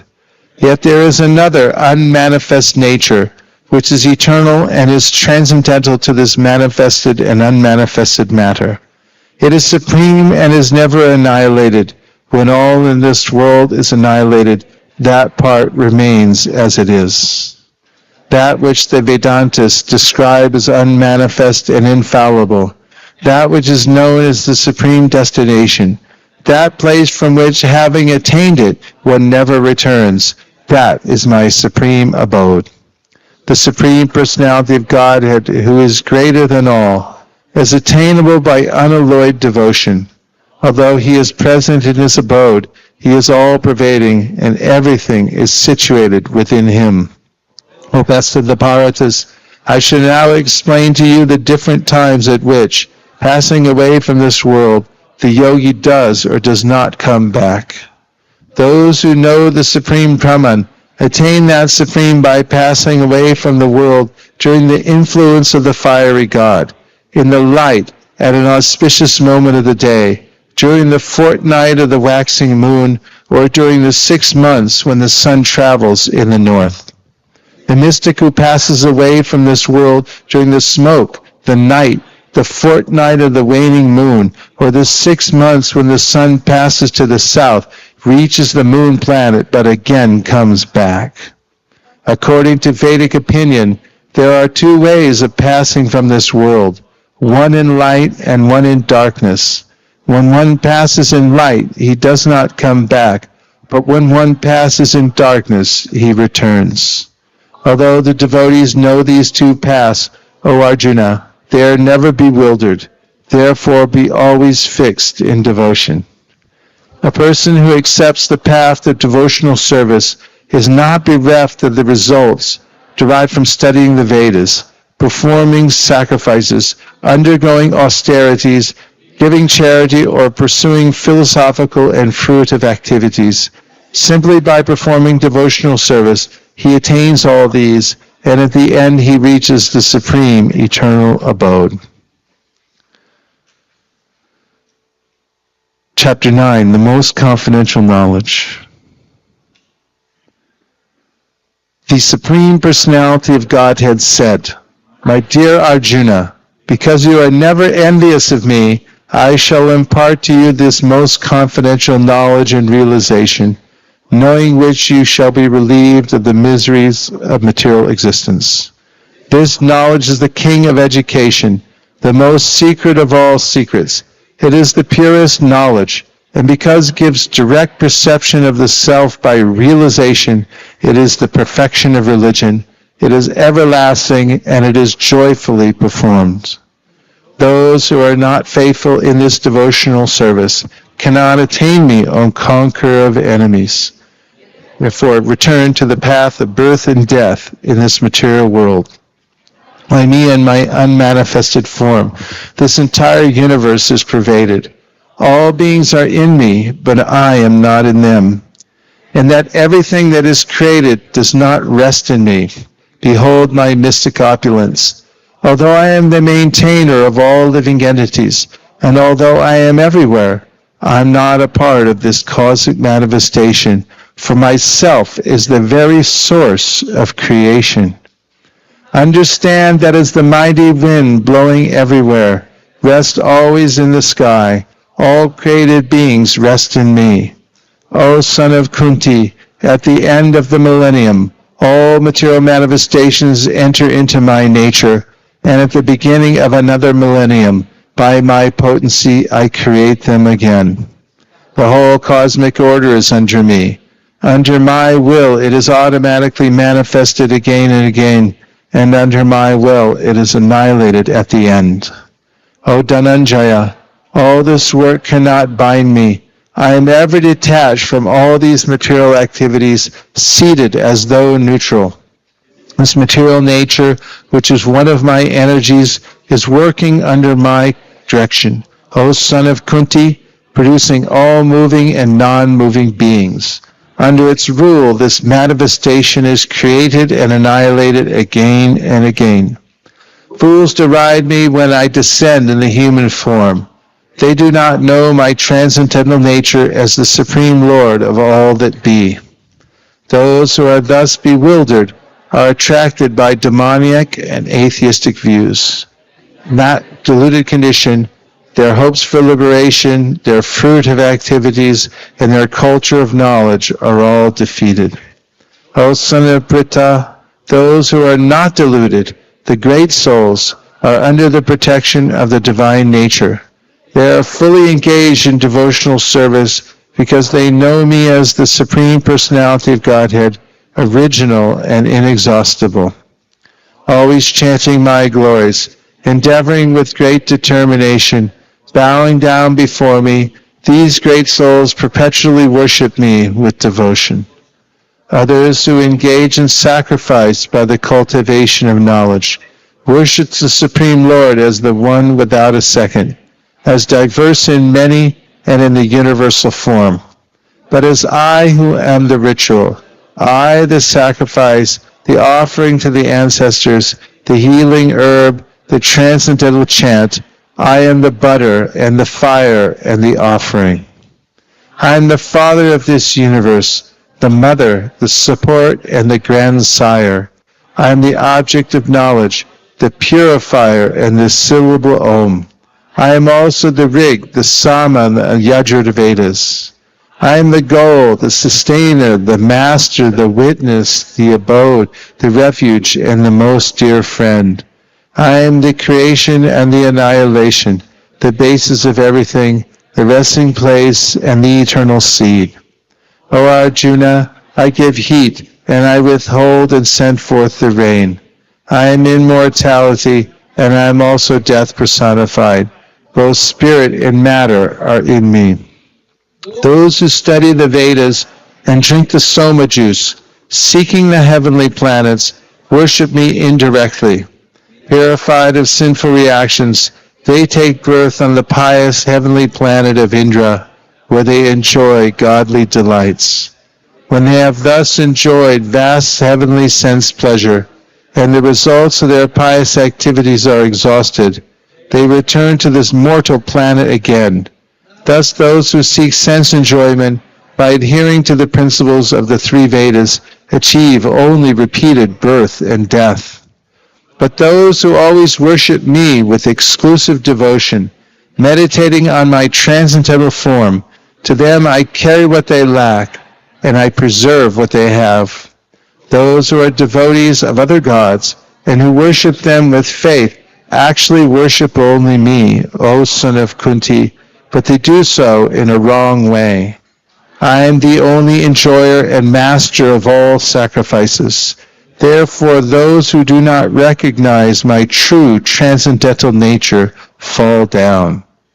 Those who worship the demigods will take birth among the demigods. Those who worship the ancestors go to the ancestors. Those who worship ghosts and spirits will take birth among such beings, and those who worship me will live with me. If one offers me with love and devotion a leaf, a flower, a fruit, or water, I will accept it. Whatever you do, whatever you eat, whatever you offer or give away, and whatever austerities you perform, do that, O son of Kunti, as an offering to me. In this way, you will be free from bondage to work and its auspicious and inauspicious results. With your mind fixed on me and this principle of renunciation, you will be liberated and come to me. I envy no one, nor am I partial to anyone. I am equal to all, but whoever renders service unto me in devotion is a friend, is in me, and I am also a friend to him. Even if one commits the most abominable action, if he is engaged in devotional service, he is to be considered saintly because he is properly situated in his determination. He quickly becomes righteous and attains lasting peace. O son of Kunti, declare it boldly that my devotee never perishes. O son of Pritha, those who take shelter in me, though they be of lower birth, women, Vaishyas, merchants, and Shudras, workers, can attain the supreme destination. How much more so of the righteous Brahmanas, the devotees, and the saintly kings. Therefore, having come into this temporary miserable world, engage in loving service unto me. Engage your mind always in thinking of me. Become my devotee, offer obeisances to me, and worship me. Being completely absorbed in me, surely you will come to me. How was everybody? 5-minute break? So if there were some cows outside, we could go pet the cows and stuff. There's no cows here. We'll have to drive a ways, right? To see our cows, Surabhi. Anyway, let's take a break. We'll come back here at 20 minutes till, and we'll take up again and finish the second half of the Bhagavad-gita. Srimad Bhagavad-gita ki, Gita Jayanti ki. Srila Prabhupada ki. Gaur Premanande Haribo.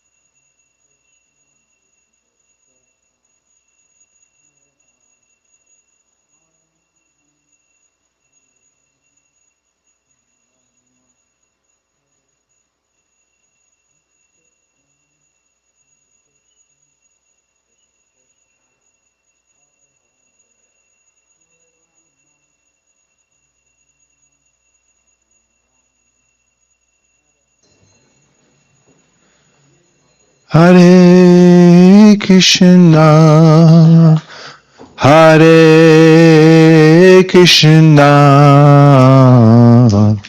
Krishna Krishna, Hare Hare, Hare Rama, Hare Rama,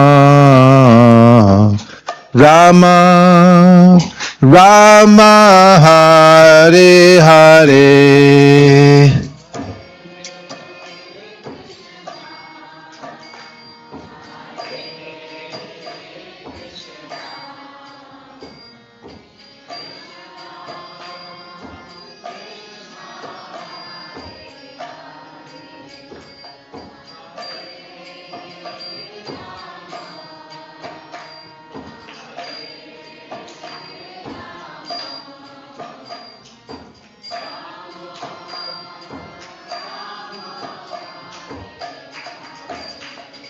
Hare Krishna, Hare Krishna, Krishna Krishna, Hare Hare, Hare Rama, Hare Rama, Rama Rama, Hare Hare.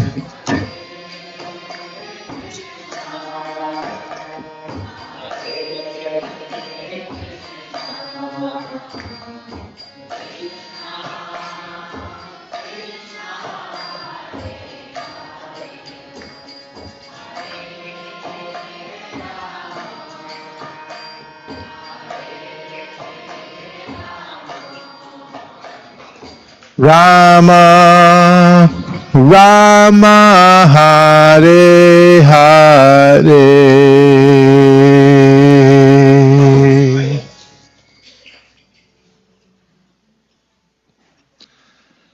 So we're engaged in a miraculous activity tonight that is repeating the words spoken by the Supreme Personality of Godhead, and then translated into English by a pure devotee and given to us for regular understanding and recitation. So we'll continue on chapter 10 and go all the way through to the last chapter, 18. Is everyone ready?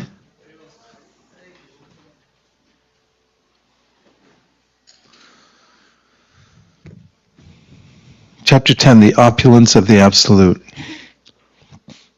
The Supreme Personality of Godhead said, "Listen again, O mighty armed Arjuna, because you are my dear friend.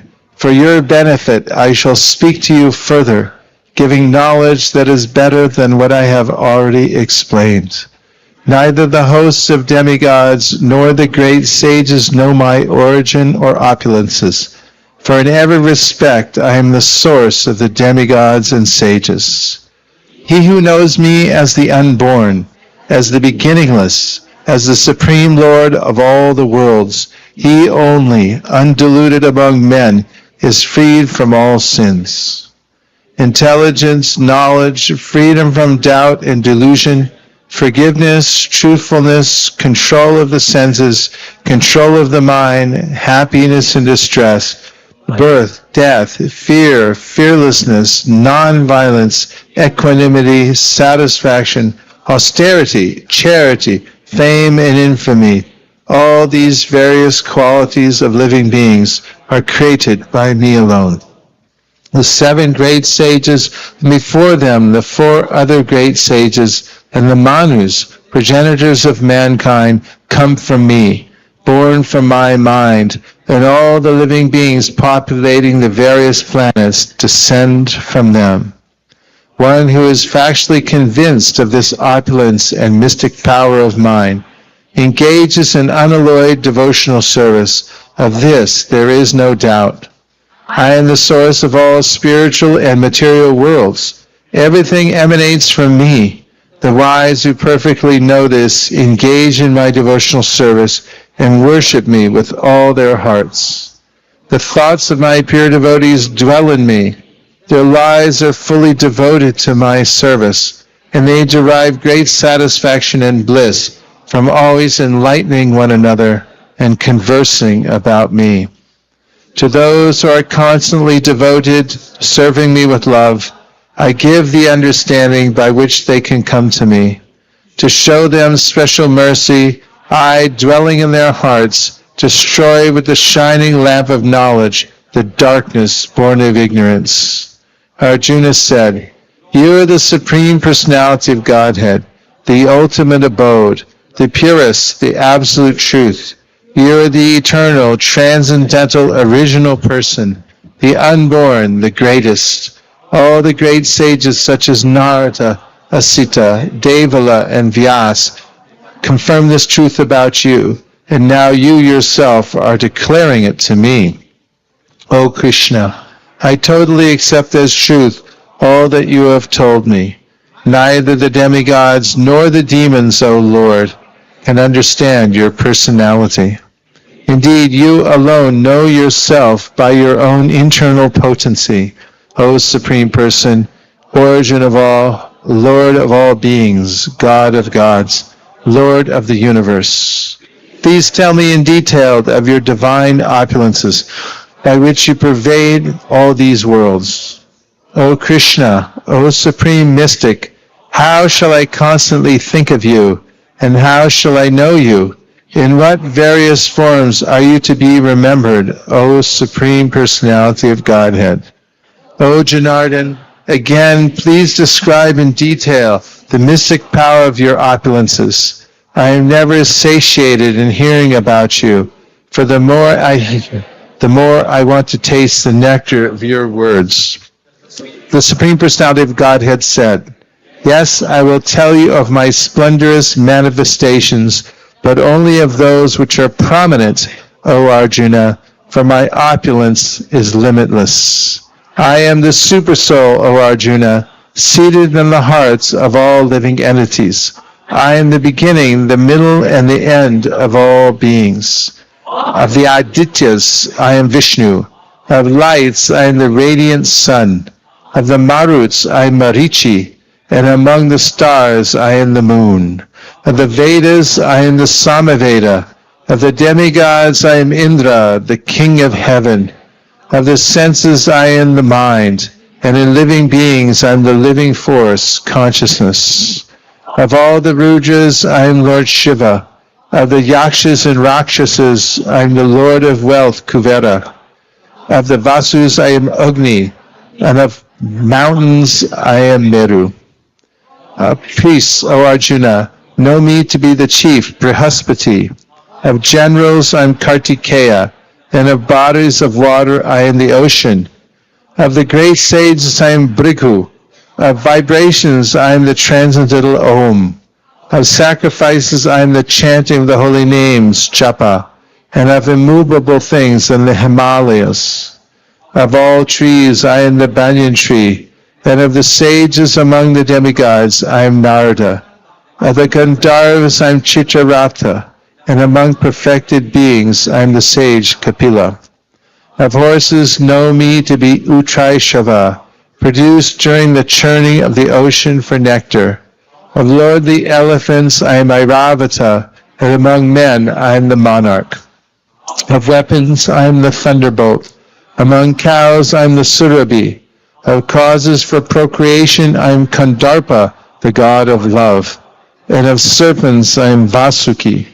Of the many-hooded Nagas, I am Ananta. And among the aquatics, I am the demigod Varuna. Of departed ancestors, I am Aryama. And among the dispensers of law, I am Yama, the lord of death. Among the Daitya demons, I am the devoted Prahlad. Among subduers, I am Time. Among beasts, I am the lion. And among birds, I am Garuda. Of purifiers, I am the wind. Of the wielders of weapons, I am Rama. Of fishes, I am the shark. And of flowing rivers, I am the Ganges. Of all creations, I am the beginning and the end and also the middle, O Arjuna. Of all sciences, I am the spiritual science of the self, and among logicians, I am the conclusive truth. Of all letters, I am the letter A. Among compound words, I am the dual compound. I am also inexhaustible time, and of creators, I am Brahma. I am all-devouring death, and I am the generating principle of all that is yet to be. Among women I am fame, fortune, fine speech, memory, intelligence, steadfastness, and patience. Of the hymns in the Samaveda I am the Brihat Sama. Of poetry I am the Gayatri. Of months I am Margashirsha, November, December, and among seasons I am the flower-bearing spring. I am also the gambling of cheats. And of the splendid, I am the splendor. I am victory, I am adventure, and I am the strength of the strong.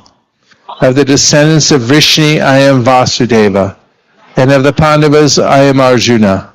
Of the sages, I am Vyasa. And among great thinkers, I am Ushana.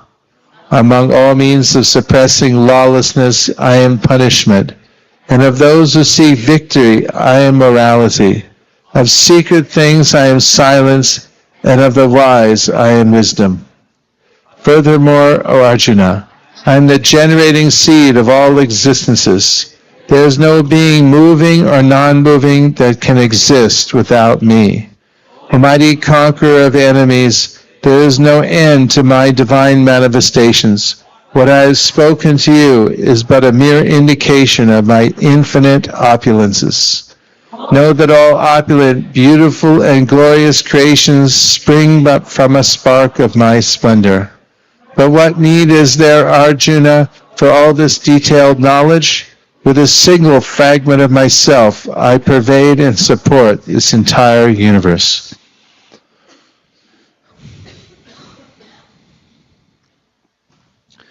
Chapter 11, the Universal Form.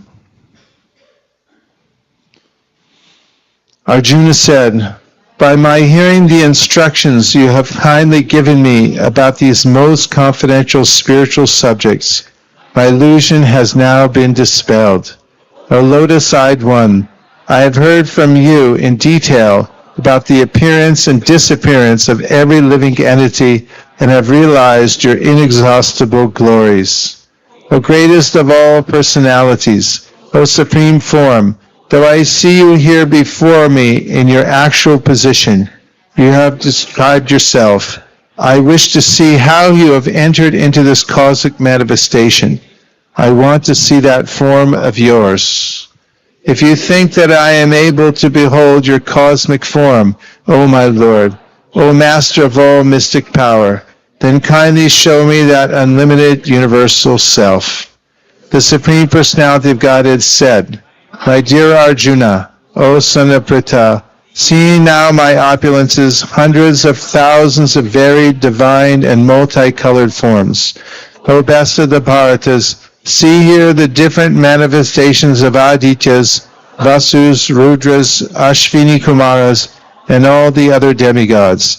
Behold the many wonderful things which no one has ever seen or heard before. O Arjuna, whatever you wish to see, behold at once in this body of mine. This universal form can show you whatever you now desire to see and whatever you may want to see in the future. Everything moving and non-moving is here completely in one place. But you cannot see me with your present eyes. Therefore I give you divine eyes. Behold my mystic opulence."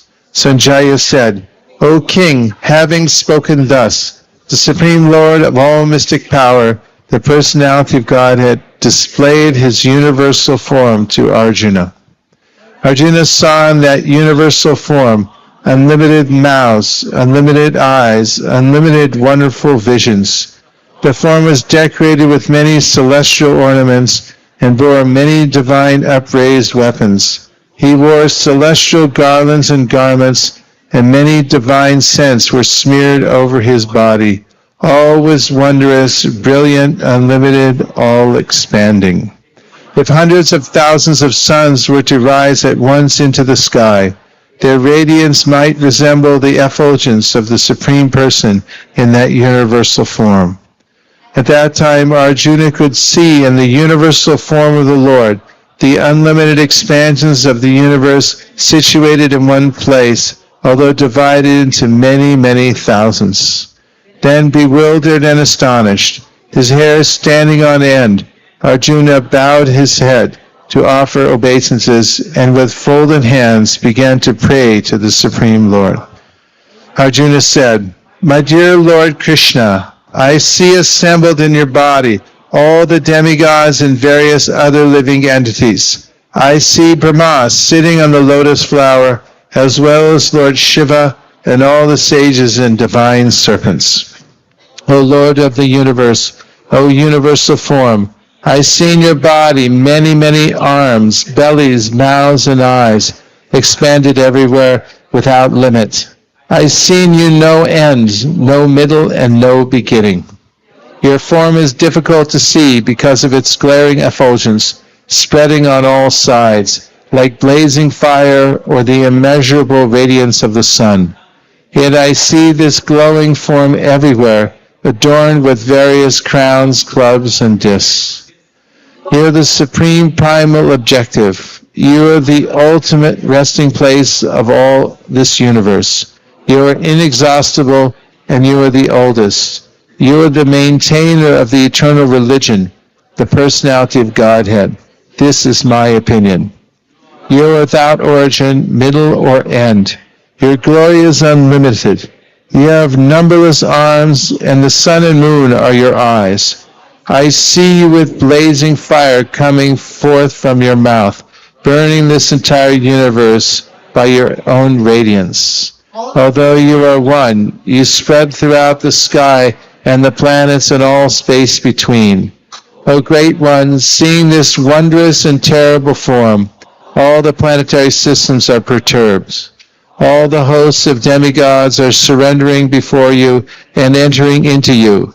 Some of them, very much afraid, are offering prayers with folded hands. Hosts of great sages and perfected beings, crying, "All peace," are praying to you by singing the Vedic hymns. All the various manifestations of Lord Shiva, the Adityas, the Vasus, the Sadyas, the Vishwadevas, the two Ashvis, the Maruts, the forefathers, the Gandharvas, the Yakshas, the Asuras, and the perfected demigods are beholding you in wonder. O mighty armed one, all the planets with their demigods are disturbed at seeing your great form, with its many faces, eyes, arms, thighs, legs, and bellies, and your many terrible teeth. As they are disturbed, so am I. O all-pervading Vishnu, seeing you with your many radiant colors touching the sky, your gaping mouths and your great glowing eyes, my mind is perturbed by fear. I can no longer maintain my steadiness or equilibrium of mind. O Lord of Lords, O refuge of the worlds, please be gracious to me. I cannot keep my balance seeing thus your blazing death-like faces and awful teeth. In all directions I am bewildered. All the sons of Dhritarashtra, along with their allied kings, and Bhishma, Drona, Karna, and our chief soldiers also, are rushing into your fearful mouths.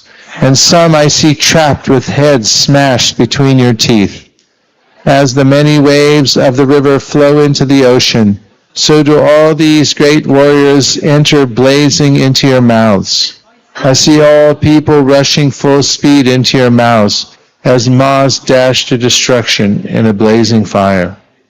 O Vishnu, I see you devouring all people from all sides with your flaming mouths. Covering all the universe with your effulgence, you are manifest with terrible scorching rays. O Lord of Lords, so fierce a form, please tell me who you are. I offer my obeisances unto you. Please be gracious to me. You are the primal Lord. I want to know about you, for I do not know what your mission is. The Supreme Personality of Godhead said, Time I am, the great destroyer of the worlds, and I have come here to destroy all people. With the exception of you, the Pandavas, all the soldiers here on both sides will be slain. Therefore get up, prepare to fight and win glory. Conquer your enemies and enjoy a flourishing kingdom. They are already put to death by my arrangement, and you, O Savyasachi, can be but an instrument in the fight. Drona, Bhishma, Jayadratha, Karna, and the other great warriors have already been destroyed by me. Therefore kill them and do not be disturbed. Simply fight, and you will vanquish your enemies in battle. Sanjaya said to Dhritarashtra, O king, after hearing these words from the Supreme Personality of Godhead, the trembling Arjuna offered obeisances with folded hands again and again. He fearfully spoke to Lord Krishna in a faltering voice as follows. Arjuna said, O master of the senses, the world becomes joyful upon hearing your name, and thus everyone becomes attached to you. Although the perfected beings offer you their respectful homage, the demons are afraid, and they flee here and there. All this is rightly done. O Great One, greater than even Brahma, you are the original Creator. Why then should they not offer their respectful obeisances unto you? O Limitless One, God of gods, refuge of the universe, you are the invincible source, the cause of all causes, transcendental to this material manifestation. You are the original personality of Godhead, the oldest, the ultimate sanctuary of this manifested cosmic world. You are the knower of everything, and you are all that is knowable. You are the supreme refuge above the material modes. O limitless form, this whole cosmic manifestation is pervaded by you. You are air, and you are the supreme controller. You are fire, you are water, and you are the moon. You are Brahma, the first living creature, and you are the great-grandfather. I therefore offer my respectful obeisances unto you 1,000 times, and again, and yet again. Obeisances to you from the front, from behind, and from all sides. O unbounded power, you are the master of limitless might. You are all-pervading, and thus you are everything. Thinking of you as my friend, I have rashly addressed you as, O Krishna, O Yadava, O my friend, not knowing your glories. Please forgive whatever I have done in madness or in love. I have dishonored you many times, jesting as we relaxed, lay on the same bed, or sat or ate together, sometimes alone and sometimes of many friends. Please excuse me for all those offenses. You are the Father of this complete cosmic manifestation of the moving and the non-moving. You are its worshipable chief, the supreme spiritual master. No one is greater than you, nor can anyone be one with you. How then could there be anyone greater than you within the three worlds? O Lord of immeasurable power, you are the supreme Lord, to be worshipped by every living being. Thus I fall down to offer you my respectful obeisances and ask your mercy. As a father tolerates the impotence of his son, as a friend the impertinence of a friend, or a husband the familiarity of his wife, please tolerate the wrongs I may have done you. After seeing this universal form, which I have never seen before, I am gladdened, but at the same time my mind is disturbed with fear. Therefore, please bestow your grace upon me and reveal again your form as the personality of Godhead, O Lord of Lords, O abode of the universe, O universal form, O thousand-armed Lord. I wish to see you in your four-armed form, with helmeted head and with club, wheel, conch, and lotus flower in your hands. I long to see you in that form. The Supreme Personality of Godhead said, My dear Arjuna, happily have I shown you by my internal potency this supreme universal form within the material world. No one before you has ever seen this primal form, unlimited and full of glaring effulgence. O best of the Kuru warriors, no one before you has ever seen this universal form of mine, for neither by studying the Vedas, nor by performing sacrifices, nor by charity, nor by pious activities, nor by severe penances can I be seen in this form in the material world. You have been perturbed and bewildered by seeing this horrible feature of mine. Now let it be finished. My devotee, be free again from all disturbances. With a peaceful mind, you can now see the form you desire. Sanjaya said to Dhritarashtra, the Supreme Personality of Godhead, Krishna, having spoken thus to Arjuna, displayed his real four-armed form, and at last showed his two-armed form, thus encouraging the fearful Arjuna. When Arjuna thus saw Krishna in his original form, he said, O Janardhan, seeing this human-like form so very beautiful, I am now composed in mind, and I am restored to my original nature. The Supreme Personality of Godhead said, My dear Arjuna, this form of mine you are now seeing is very difficult to behold. Even the demigods are ever seeking the opportunity to see this form which is so dear. The form you are seeing with your transcendental eyes cannot be understood simply by studying the Vedas, nor by undergoing severe penances, nor by charity, nor by worship. It is not by these means that one can see me as I am. My dear Arjuna, only by undivided devotional service can I be understood as I am, standing before you, and can thus be seen directly. Only in this way can you enter into the mysteries of my understanding. My dear Arjuna, he who engages in my pure devotional service, free from the contaminations of fruitive activities and mental speculation, he who works for me, who makes me the supreme goal of his life, and who is friendly to every living being, he certainly comes to me.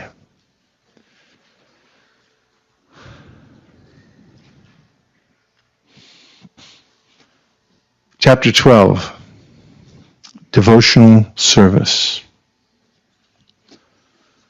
Arjuna inquired, which are considered to be more perfect, those who are always properly engaged in your devotional service, or those who worship the impersonal Brahman, the unmanifested?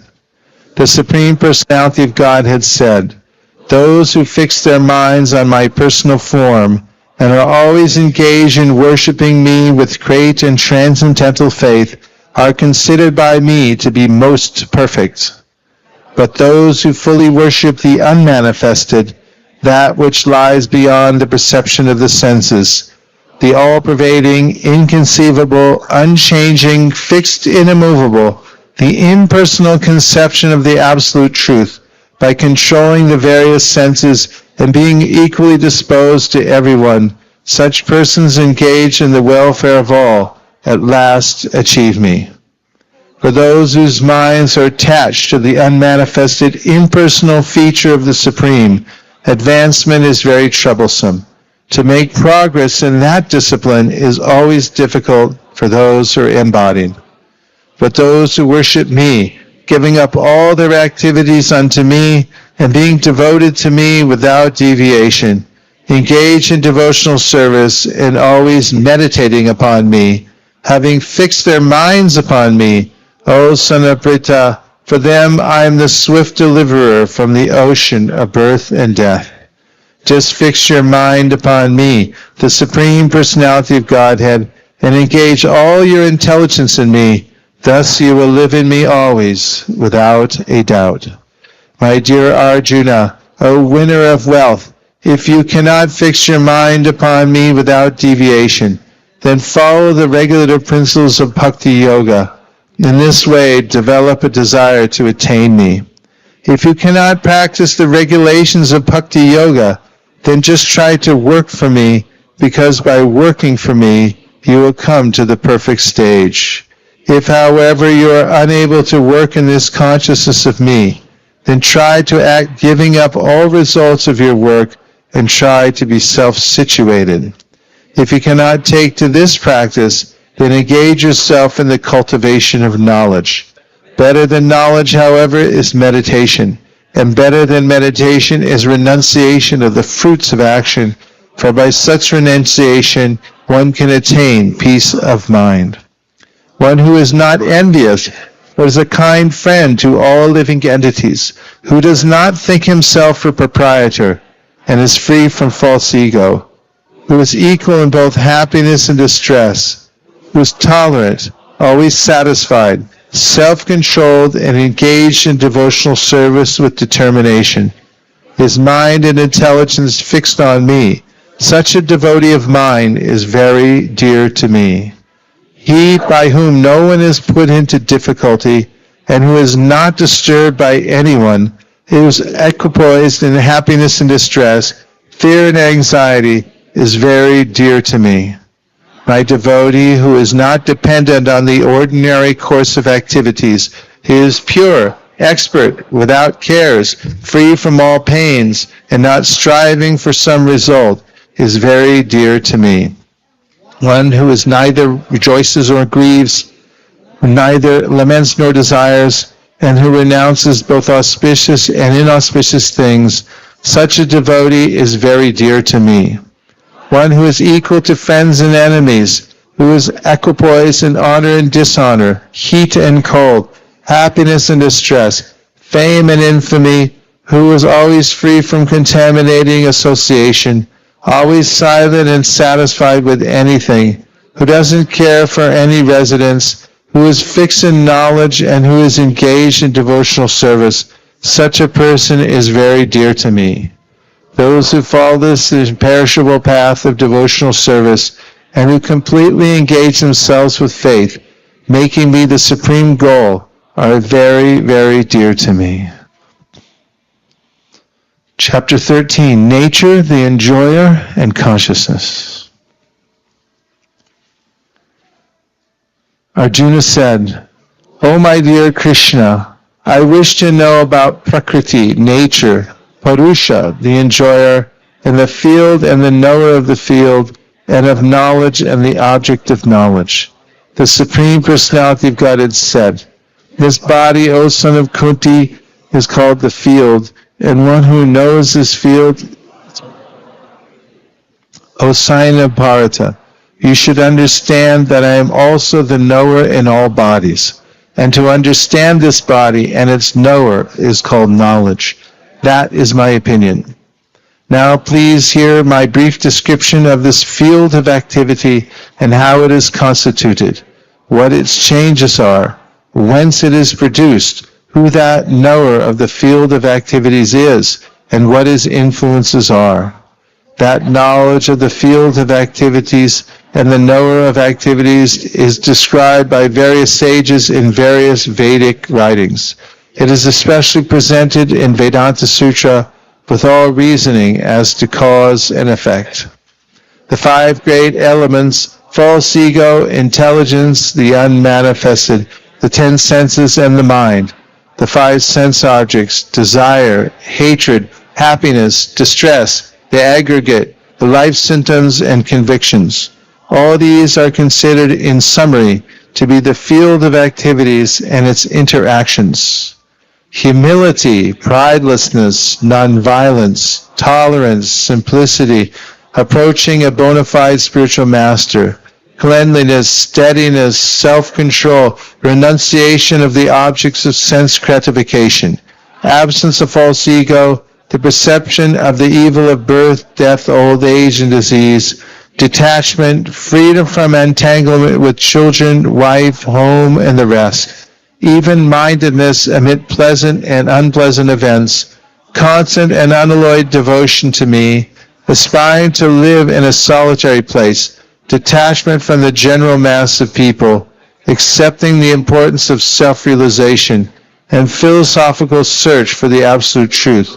All these I declare to be knowledge, and besides this, whatever there may be, is ignorance. I shall now explain the knowable, knowing which you will taste the eternal. Brahman, the spirit, beginningless and subordinate to me, lies beyond the cause and effect of this material world.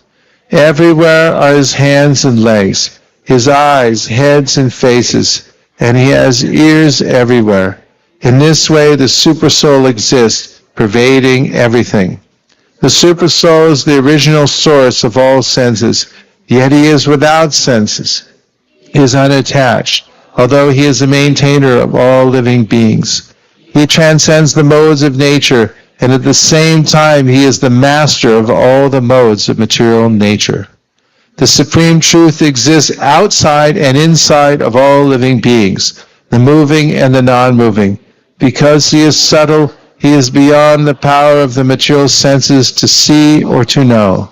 Although far, far away, he is also near to all. Although the Supersoul appears to be divided among all beings, he is never divided. He is situated as one.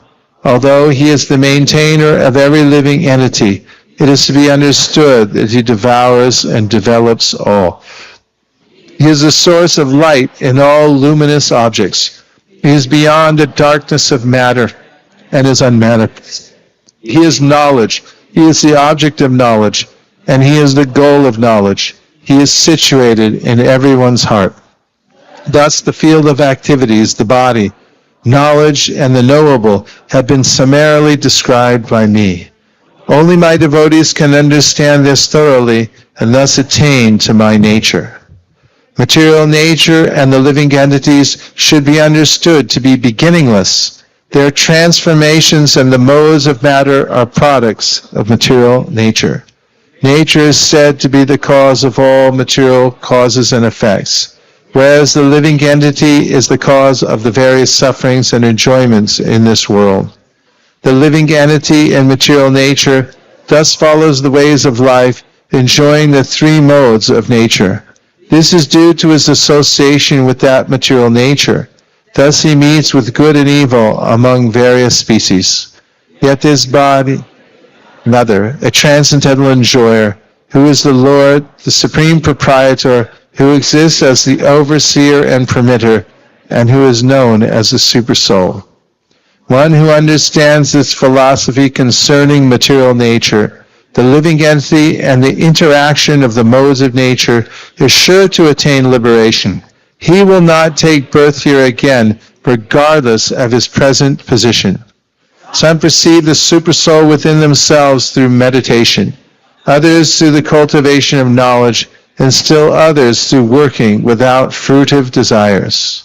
Again, there are those who, although not conversant in spiritual knowledge, begin to worship the Supreme Person upon hearing about him from others.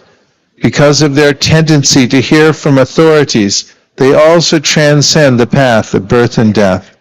O Chief of the Bharatas, know that whatever you see in existence, both the moving and the non-moving, is only a combination of the field of activities and the knower of the field.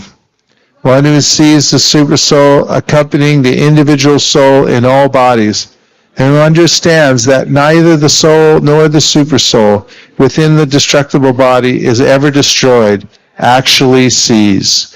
One who sees the Supersoul equally present everywhere, in every living being, does not degrade himself by his mind. Thus he approaches the transcendental destination. One who can see that all activities are performed by the body, which is created of material nature, and sees that the self does nothing, actually sees. When a sensible man ceases to see different identities due to different material bodies, and he sees how beings are expanded everywhere, he attains to the Brahman conception. Those with the vision of eternity can see that the imperishable soul is transcendental, eternal, and beyond the modes of nature. Despite contact with the material body, O Arjuna, the soul neither does anything nor is entangled. The sky, due to its subtle nature, does not mix with anything, although it is all-pervading. Similarly, the soul situated in Brahman vision does not mix with the body, though situated in that body. O son of Bharata, as the sun alone illuminates all this universe, So does the living entity, one with the body, illuminate the entire body by consciousness. Those who see with eyes of knowledge the difference between the body and the knower of the body, and can also understand the process of liberation from bondage in material nature, attain the supreme goal.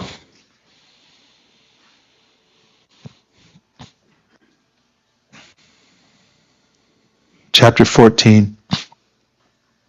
The three modes of material nature. The Supreme Personality of Godhead said, "Again I shall declare to you the supreme wisdom, the best of all knowledge, knowing which all the sages have attained the supreme perfection. By becoming fixed in this knowledge, one can attain to the transcendental nature like my own. Thus established, one is not born at the time of creation or disturbed at the time of dissolution. The total material substance called Brahman is a source of birth, and it is that Brahman that I impregnate, making possible the births of all living beings, O son of Bharata. It should be understood that all species of life, O son of Kunti, are made possible by birth in this material nature, and that I am the seed-giving father. Material nature consists of three modes: goodness, passion, and ignorance. When the eternal living entity comes in contact with nature, O mighty armed Arjuna, he becomes conditioned by these modes. O sinless one, the mode of goodness, being purer than the others, is illuminating, and it frees one from all sinful reactions. Those situated in that mode become conditioned by a sense of happiness and knowledge. The mode of passion is born of unlimited desires and longings, O son of Kunti, and because of this, the embodied living entity is bound to material fruit of actions. O son of Bharata, know that the mode of darkness, born of ignorance, is the delusion of all embodied living entities. The results of this mode are madness, indolence, and sleep, which bind the conditioned soul. O son of Bharata, the mode of goodness conditions one to happiness, passion conditions one to fruit of action, and ignorance, covering one's knowledge, binds one to madness. Sometimes the mode of goodness comes prominent, defeating the mode of passion and ignorance, O son of Bharata. Sometimes the mode of passion defeats goodness and ignorance, and at other times ignorance defeats goodness and passion. In this way there is always competition for supremacy. The manifestation of the mode of goodness can be experienced when all the gates of the body are illuminated by knowledge. O chief of the Bharatas, when there is an increase in the mode of passion, the symptoms of great attachment, fruitive activity, intense endeavor, and uncontrollable desire and hankering develop. When there is an increase in the mode of ignorance, O son of Kuru, darkness, inertia, madness, and illusion are manifested. When one dies in the mode of goodness, he attains to the pure higher planets of the great sages. When one dies in the mode of passion, he takes birth among those engaged in fruitive activities. And when one dies in the mode of ignorance, he takes birth in the animal kingdom. The result of pious action is pure and is said to be in the mode of goodness. But action done in the mode of passion results in misery, and action performed in the mode of ignorance results in foolishness. From the mode of goodness, real knowledge develops. From the mode of passion, greed develops. And from the mode of ignorance develop foolishness, madness, and illusion. Those situated in the mode of goodness gradually go upward to the higher planets. Those in the mode of passion live on the earthly planets, and those in the abominable mode of ignorance go down to the hellish worlds. When one properly sees that in all activities no other performer is at work than these three modes of nature, and he knows the Supreme Lord, who is transcendental to all these modes, he attains my spiritual nature. When the embodied being is able to transcend these three modes associated with the material body, he can become free from birth, death, old age, and their distresses, and can enjoy nectar even in this life. Arjuna inquired, O my dear Lord, by which symptoms is one known who is transcendental to these three modes? What is his behavior, and how does he transcend the modes of nature? The Supreme Personality of Godhead said, O son of Pandu, he who does not hate illumination, attachment, and delusion when they are present, or long for them when they disappear, who is unwavering and undisturbed through all these reactions of the material qualities, remaining neutral and transcendental, knowing that the modes alone are active, who is situated in the self and regards alike happiness and distress, who looks upon a lump of earth, a stone, and a piece of gold with an equal eye, who is equal toward the desirable and the undesirable, who is steady, situated equally well in praise and blame, honor and dishonor, who treats alike both friend and enemy, and who has renounced all material activities. Such a person is said to have transcended the modes of nature. One who engages in full devotional service, unfailing in all circumstances, at once transcends the modes of material nature, and thus comes to the level of Brahman. And I am the basis of the impersonal Brahman, which is immortal, imperishable, and eternal, and is the constitutional position of ultimate happiness.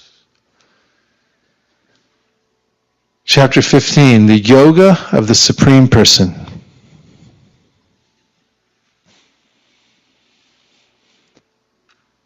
The Supreme Personality of Godhead said, It is said that there is an imperishable banyan tree that has its roots upward and its branches down, and whose leaves are the Vedic hymns. One who knows this tree is the knower of the Vedas. The branches of this tree extend downward and upward, nourished by the three modes of material nature. The twigs are the objects of the senses. This tree also has roots going down, and these are bound to the fruit of actions of human society. The real form of this tree cannot be perceived in this world. No one can understand where it ends, where it begins, or where its foundation is. But with determination, one must cut down this strongly rooted tree with the weapon of detachment. Thereafter, one must seek that place from which, having gone, one never returns, and there surrender to that Supreme Personality of Godhead, from whom everything began and from whom everything has extended since time immemorial. Those who are free from false prestige, illusion, and false association, who understand the eternal, who are done with material lust, who are freed from the dualities of happiness and distress, and who, unbewildered, know how to surrender unto the Supreme Person, attain to that eternal kingdom. That supreme abode of mine is not illumined by the sun or moon, nor by fire or electricity. Those who reach it never return to this material world. The living entities in this conditioned world are my eternal fragmental parts. Due to conditioned life, they are struggling very hard with the six senses, which include the mind. The living entity in the material world carries his different conceptions of life from one body to another, as the air carries aromas. Thus he takes one kind of body and again quits it to take another. The living entity, thus taking another gross body, obtains a certain type of ear, eye, tongue, nose, and sense of touch, which are grouped about the mind. He thus enjoys a particular set of sense objects. The foolish cannot understand how a living entity can quit his body, nor can they understand what sort of body he enjoys under the spell of the modes of nature, but one whose eyes are trained in knowledge can see all this. The endeavoring transcendentalists who are situated in self-realization can see all this clearly, but those whose minds are not developed and who are not situated in self-realization cannot see what is taking place, though they may try.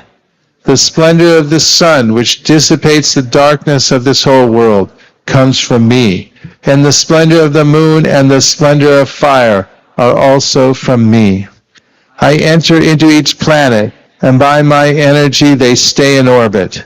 I become the moon and thereby supply the juice of life to all vegetables. I am the fire of digestion in the bodies of all living entities, and I join with the air of life, outgoing and incoming, to digest the 4 kinds of foodstuffs. I am seated in everyone's heart, and from me come remembrance, knowledge, and forgetfulness. By all the Vedas I am to be known, and I am the compiler of the Vedanta, and I am the knower of the Vedas.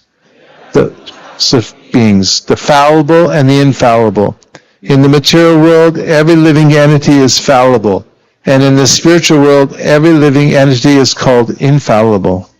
Besides these two, there is the greatest living personality, the Supreme Soul, the imperishable Lord Himself, who has entered the 3 worlds and is maintaining them.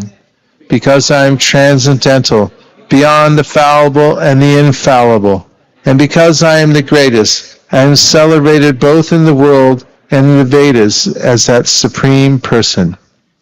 Whoever knows me as the Supreme Personality of Godhead without doubting is a knower of everything, and there engages himself in full devotional service, O son of Bharata. This is the most confidential part of the Vedic scriptures, O sinless one, and it is now disclosed by me. Whoever understands this will become wise, and his endeavors will know perfection. Chapter 16, the Divine and Demoniac Natures.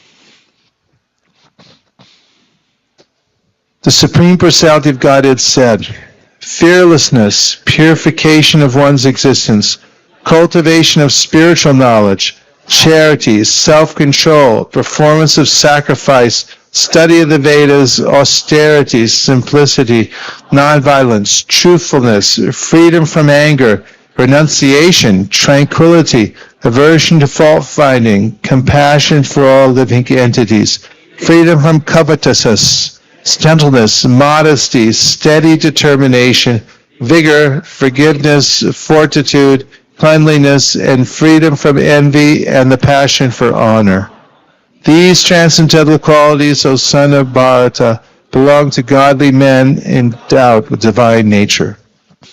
Pride, arrogance, conceit, anger, harshness, and ignorance. These qualities belong to those of demoniac nature, O son of Pratap. The transcendental qualities are conducive to liberation, whereas the demoniac qualities make for bondage. Do not worry, O son of Pandu, for you are born with the divine qualities. O son of Prita, in this world there are 2 kinds of created beings.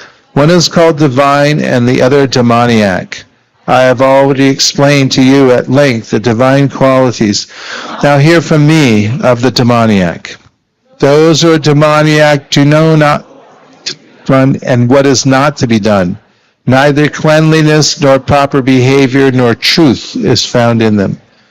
They say this world is unreal, with no foundation, no God in control.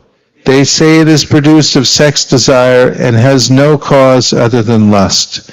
Following such conclusions, the demoniac who are lost to themselves and who have no intelligence engage in unbeneficial, horrible works meant to destroy the world. Taking shelter of insatiable lust and absorbed in the conceit of pride and false prestige, the demoniac, thus illusioned, are always sworn to unclean work, attracted by the impermanent. To gratify the senses is the prime necessity of human civilization. Thus, until the end of their anxiety, bound by a network of hundreds of thousands of desires and absorbed in lust and anger, they secure money by illegal means for sense gratification. The demoniac person thinks, so much wealth do I have today, and I will gain more according to my schemes. So much is mine now, and it will increase in the future more and more. He is my enemy, and I have killed him, and my other enemies will also be killed. I am the Lord of everything. I am the enjoyer. I am perfect, powerful, and happy. I am the richest man, surrounded by aristocratic relatives. There is none so powerful and happy as I am. I shall perform sacrifices. I shall give some charity, and thus I shall rejoice. In this way such persons are deluded by ignorance. Thus perplexed by various anxieties and bound by a network of illusions, they become too strongly attached to sense enjoyment and fall down into hell. Self-complacent and always impotent, deluded by wealth and false prestige, they sometimes proudly perform sacrifices in name only, without following any rules and regulations. Bewildered by false egos, strength, pride, lust, and anger, the demons become envious of the Supreme Personality of Godhead, who is situated in their own bodies and in the bodies of others, and blaspheme against the real religion. Those who are envious and mischievous, who are lowest among men, I perpetually cast into the ocean of material existence, into various demoniac species of life. Attaining repeated birth amongst the species of demoniac life, O son of Kunti, such persons can never approach me. Gradually they sink down to the most abominable type of existence. There are 3 gates leading to this hell: lust, anger, and greed. Every sane man should give these up, for they lead to the degradation of the soul. The man who has escaped these 3 gates of hell, O son of Kunti, performs acts conducive to self-realization, and thus gradually attains the supreme destination. He who discards scriptural injunctions and acts according to his own whims attains neither perfection nor happiness nor the supreme destination. One should therefore understand what is duty and what is not duty by the regulations of the scriptures. Knowing such rules and regulations, one should act so that he may gradually be elevated.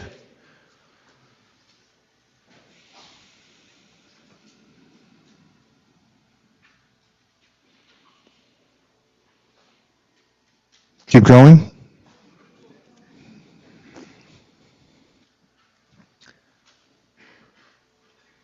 Chapter 17, the divisions of faith. Arjuna inquired, O Krishna, what is the situation of those who do not follow the principles of Scripture, but worship according to their own imagination? Are they in goodness, in passion, or in ignorance? The Supreme Personality of Godhead said, according to the modes of nature acquired by the embodied soul, one's faith can be of 3 kinds, in goodness, in passion, or in ignorance. Now hear about this. O son of Bharata, according to one's existence under the various modes of nature, one evolves a particular kind of faith. The living being is said to be of a particular faith according to the modes he has acquired. Men in the mode of goodness worship the demigods. Those in the mode of passion worship the demons. And those in the mode of ignorance worship ghosts and spirits.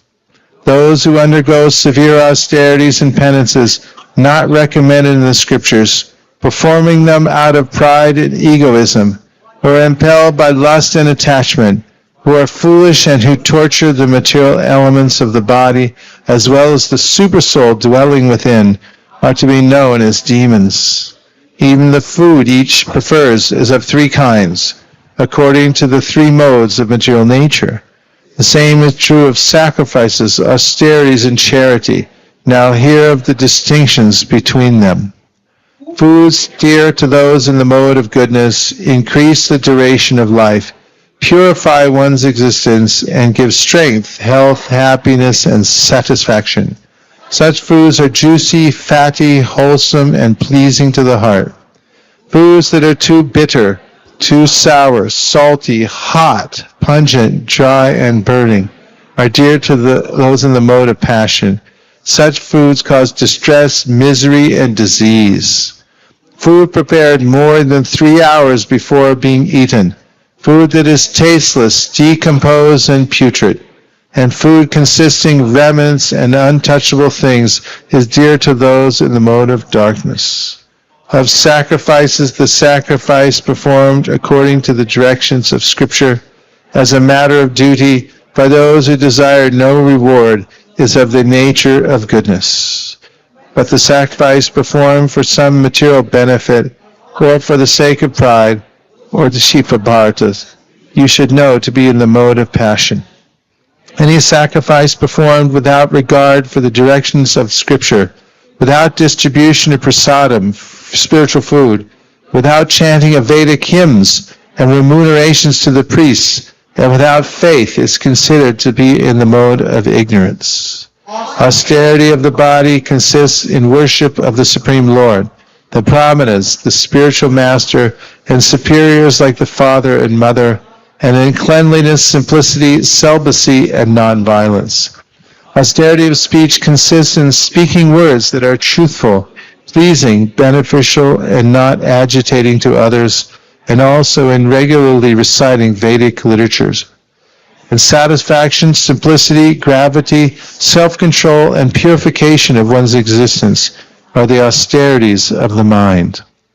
This threefold austerity, performed with transcendental faith by men not expecting material benefits, but engaged only for the sake of the Supreme, is called austerity in goodness.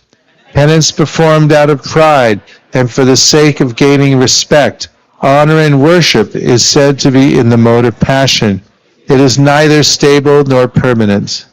Penance performed out of foolishness, with self-torture, or to destroy or injure others, is said to be in the mode of ignorance. Charity given out of duty, without expectation of return, at the proper place, and to a worthy person, is considered to be in the mode of goodness. But charity performed with the expectation of some return, or with a desire for fruitive results, or in a grudging mood, is said to be charity in the mode of passion. And charity performed at an impure place, at an improper time, to unworthy persons, or without proper attention and respect, is said to be in the mode of ignorance. From the beginning of creation, the three words Om Tat Sat were used to indicate the supreme absolute truth. These three symbolic representations were used by brahmanas while chanting the Vedic hymn during sacrifices for the satisfaction of the Supreme. Therefore, transcendentalists undertaking performances of sacrifice, charity, and penance, in accordance with scriptural regulations, begin always with Om to attain the Supreme. Without desiring fruitive results, one should perform various kinds of sacrifice, penance, and charity with the word Tat. The purpose of such transcendental activities is to get free from material entanglement. The absolute truth is the objective of devotional sacrifice, and it is indicated by the word Sat. The performer of such sacrifice is also called Sat, as are all works of sacrifice, penance, and charity, which, true to the absolute nature, are performed to please the Supreme Person, O son of Pritha. Anything done as sacrifice, charity, or penance, without faith in the Supreme, O son of Pritha, is impermanent. It is called asat and is useless both in this life and in the next. Keep going? You sure? Vrindavan says Haribol, okay. Chapter 18, Conclusion, the Perfection of Renunciation.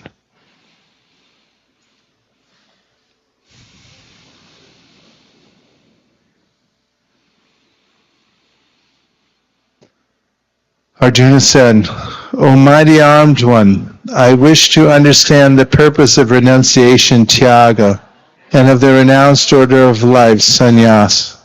O killer of the Keshi demon, O master of the senses. The Supreme Personality of Godhead said, the giving up of activities that are based on material desire is what great learned men call the renounced order of life, sannyasa. And giving up the results of all activities is what the wise call renunciation, tyaga. Some learned men declare that all kinds of fruitive activities should be given up as faulty. Yet other sages maintain that acts of sacrifice, charity, and penance should never be abandoned. O best of the Bharatas, now hear my judgment about renunciation. O tiger among men, renunciation is declared in the scriptures to be of three kinds. Acts of sacrifice, charity, and penance are not to be given up. They must be performed. Indeed, sacrifice, charity, and penance purify even the great souls. All these activities should be performed without attachment or any expectation of result. They should be performed as a matter of duty. O son of Pritha, that is my final opinion. Prescribed duties should never be renounced. If one gives up his prescribed duties because of illusion, such renunciation is said to be in the mode of ignorance. Anyone who gives up prescribed duties as troublesome or out of fear of bodily discomfort is said to have renounced in the mode of passion. Such action never leads to the elevation of renunciation. O Arjuna, when one performs his prescribed duty only because it ought to be done, and renounces all material association and all attachment to the fruit, his renunciation is said to be in the mode of goodness. The intelligent renouncer situated in the mode of goodness, neither hateful of an auspicious work, nor attached to auspicious work, has no doubts about work. It is indeed impossible for an embodied being to give up all activities, but he who renounces the fruits of action is called one who has truly renounced. For one who has not renounced the threefold fruits of action, desirable, undesirable, and mixed, accrue after death. But those who are in the renounced order of life have no such result to suffer or enjoy. O mighty and armed Arjuna, according to the Vedanta, there are 5 causes for the accomplishment of all action. Now listen of these from me. The place of action, the body. The performer, the various senses. The many different kinds of endeavor. And ultimately the supersoul. These are the 5 factors of action. Whatever right or wrong action a man performs by body, mind, or speech is caused by these 5 factors. Therefore, one who thinks himself the only doer, not considering the 5 factors, is certainly not very intelligent and cannot see things as they are.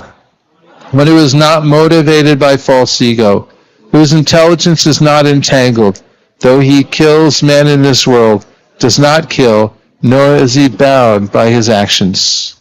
Knowledge, the object of knowledge, and the knower are the 3 factors that motivate action. The senses, the work, and the doer are the 3 constituents of action. According to the 3 different modes of material nature, there are 3 different kinds of knowledge, action, and performer of action. Now hear of them from me. That knowledge by which one undivided spiritual nature is seen in all living entities, though they are divided into innumerable forms, you should understand to be in the mode of goodness. That knowledge by which one sees that in every different body there is a different type of living entity, you should understand to be in the mode of passion. And that knowledge by which one is attached to one kind of work as the all in all, without knowledge of the truth, and which is very meager, is said to be in the mode of darkness. That action which is regulated and which is performed without attachment, without love or hatred, and without desire for fruitive results, is said to be in the mode of goodness. But action performed with great effort by one seeking to gratify his desires and enacted from a sense of false ego is called action in the mode of passion. Performed in illusion, in disregard.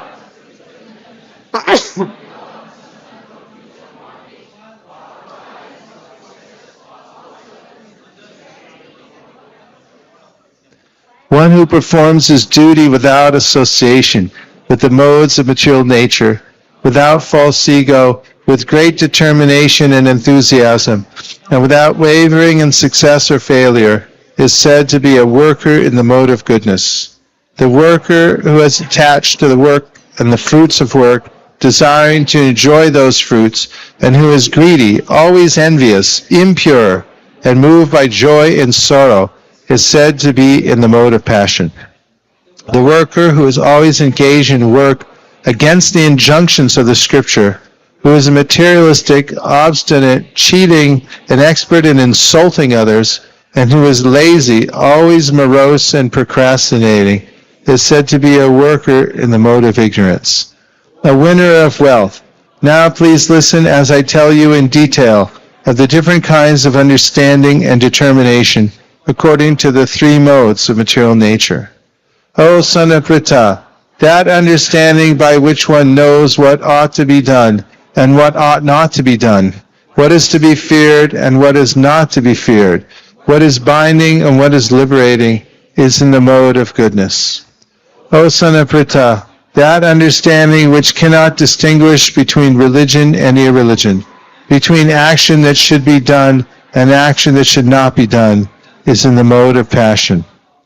That understanding which considers irreligion to be religion and religion to be irreligion, under the spell of illusion and darkness, and strives always in the wrong direction, O Partha, is in the mode of ignorance. O son of Pritha, that determination which is unbreakable, which is sustained with steadfastness by yoga practice, and which thus controls the activities of the mind, life, and senses, is determination in the mode of goodness. But that determination by which one holds fast to fruitive results in religion, economic development, and sense gratification is of the nature of passion, O Arjuna. And that determination which cannot go beyond dreaming, fearfulness, lamentations, moroseness, and illusion, such unintelligent determination, O son of Pritha, is in the mode of darkness. O best of the Bharatas, now please hear from me about the three kinds of happiness by which the conditioned soul enjoys, and by which he sometimes comes to the end of all distress. That which in the beginning may be just like poison, but at the end is just like nectar, and which awakens one to self-realization, is said to be happiness in the mode of goodness. That happiness which is derived from contact of the senses with their objects, and which appears like nectar at first, but poison at the end, is said to be of the nature of passion. And that happiness which is blind to self-realization, which is delusion from beginning to end, and which arises from sleep, laziness, and illusion, is said to be of the nature of ignorance. There is no being existing, either here or among the demigods in the higher planetary systems, which is free from these three modes born of material nature. Brahmanas, Kshatriyas, Vaishyas, and Shudras are distinguished by the qualities born of their own natures in accordance with the material modes, O chastiser of the enemy. Peacefulness, self-control, austerity, purity, tolerance, honesty, knowledge, wisdom, and religiousness, these are the natural qualities by which the Brahmanas work. Heroism, power, determination, resourcefulness, courage in battle, generosity, and leadership are the natural qualities of work for the Kshatriyas. Farming, cow protection, and business are the natural work for the Vaishyas. And for the Shudras there are labor and service to others. By following his qualities of work, every man can become perfect. Now please hear from me how this can be done. By worship of the Lord, who is the source of all beings and who is all-pervading, a man can attain perfection through performing his own work. It is better to engage in one's own occupation, even though one may perform it imperfectly, than to accept another's occupation and perform it perfectly. Duties prescribed according to one's nature are never affected by sinful reactions. Every endeavor is covered by some fault, just as fire is covered by smoke. Therefore one should not give up the work born of his nature, O son of Kunti, even if such work is full of fault. One who is self-controlled and unattached, and who disregards all material enjoyments, can obtain by practice of renunciation the highest perfect stage of freedom from reaction. O son of Kunti, learn from me how one who has achieved this perfection can attain to the supreme perfectional stage, Brahman, the stage of highest knowledge, by acting the way I shall now summarize. Being purified by his intelligence and controlling the mind with determination, giving up the object of sense gratification, being free from attachment and hatred, one who lives in a secluded place, who eats little, who controls his body, mind, and power of speech, who is always entranced, and who is detached, free from false ego, false strength, false pride, lust, anger, and acceptance of material things, free from false proprietorship, and peaceful, such a person is certainly elevated to the position of self-realization. One who is thus transcendentally situated at once realizes the Supreme Brahman and becomes fully joyful. He never laments or desires to have anything. He is equally disposed toward every living entity. In that state he attains pure devotional service unto me.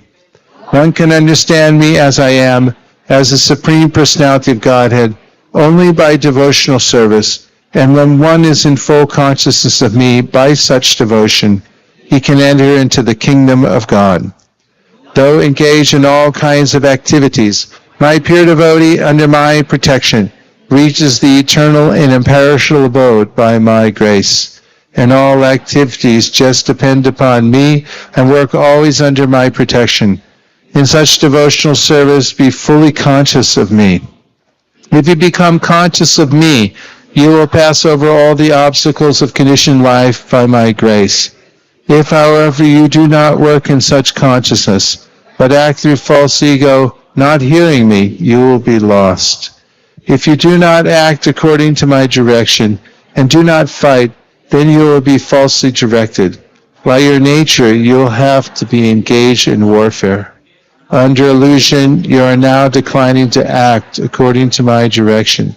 But compelled by the work born of your own nature, you will act all the same, O son of Kunti. The Supreme Lord is situated in everyone's heart, O Arjuna, and is directing the wanderings of all living entities, for is seated as on a machine made of the material energy. O Scion of Bharata, surrender unto him utterly. By his grace you will attain transcendental peace and the supreme and eternal abode. Thus I have explained to you knowledge still more confidential. Deliberate on this fully, and then do what you wish to do. Because you are my very dear friend, I am speaking to you my supreme instruction, the most confidential knowledge of all. Hear this from me, for it is for your benefit. Always think of me. Become my devotee, worship me, and offer your homage unto me.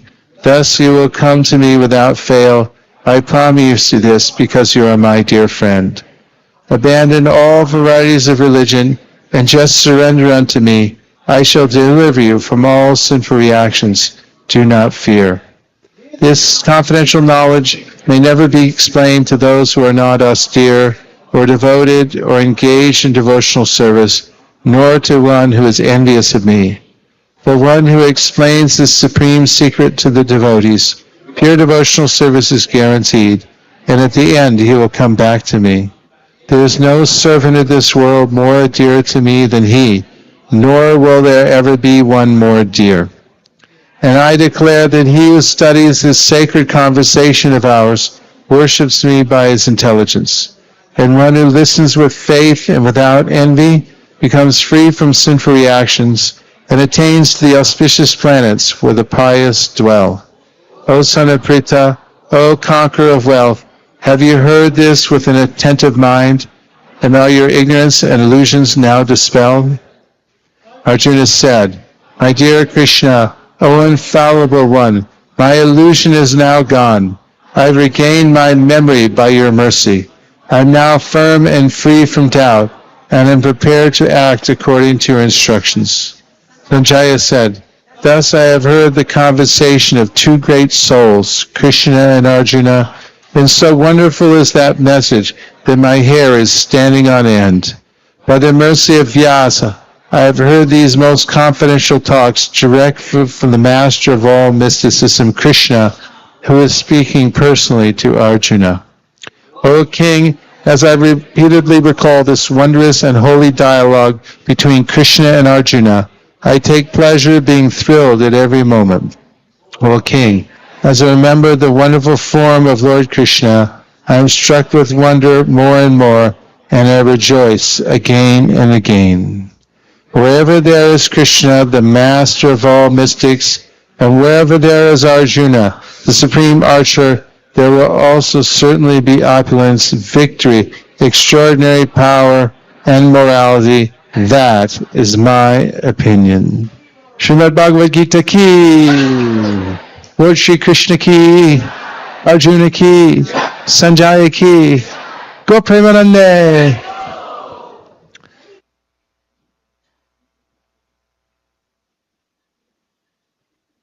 Namah Vishnu.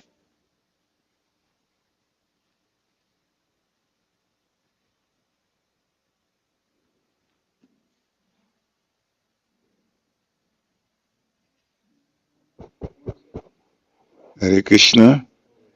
We'd like to thank all of you for coming and joining in this wonderful recitation of Srimad Bhagavad-gita.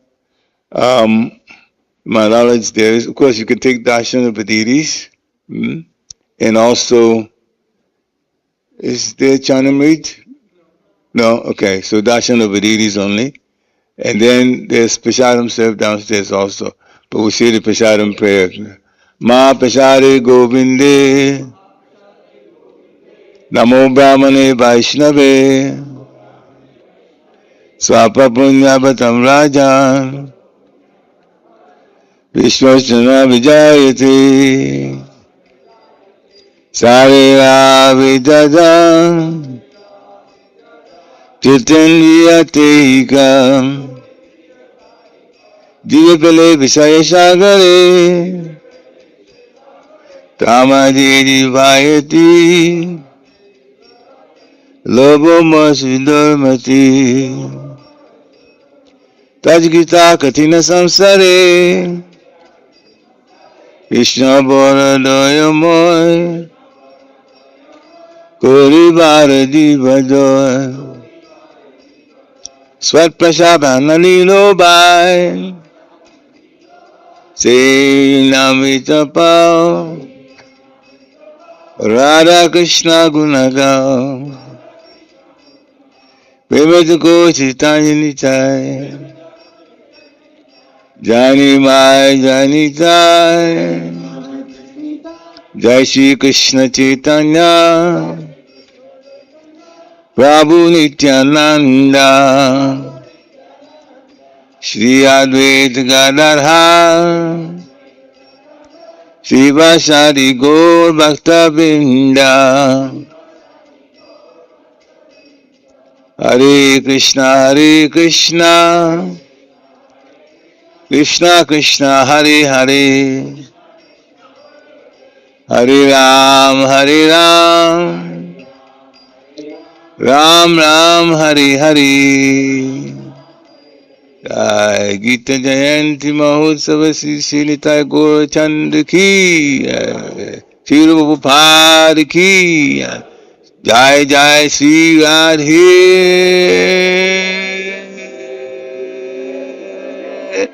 Sham Jai Jai Sri Radhe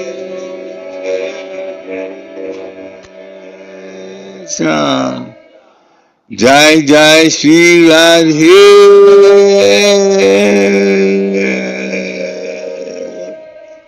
Sham Go Pramanande Hari Hari Bol.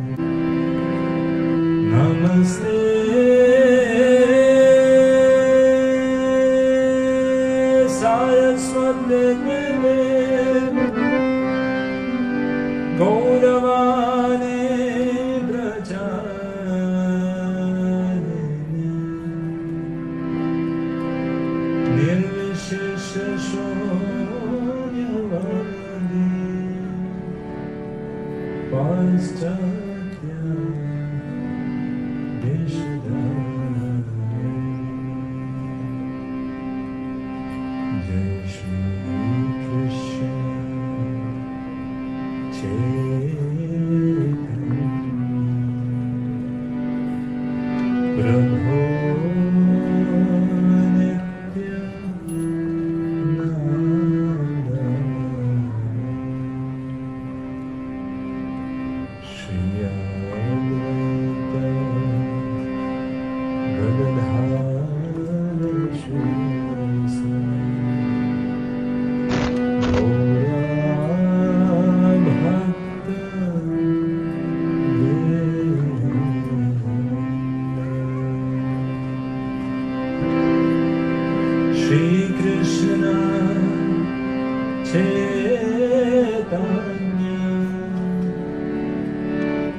Prabhu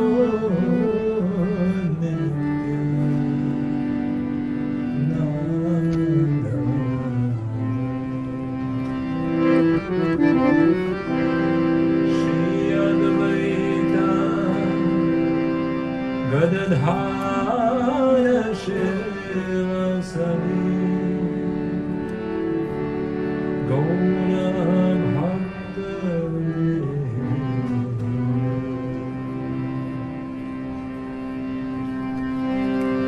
Hare Krishna Hare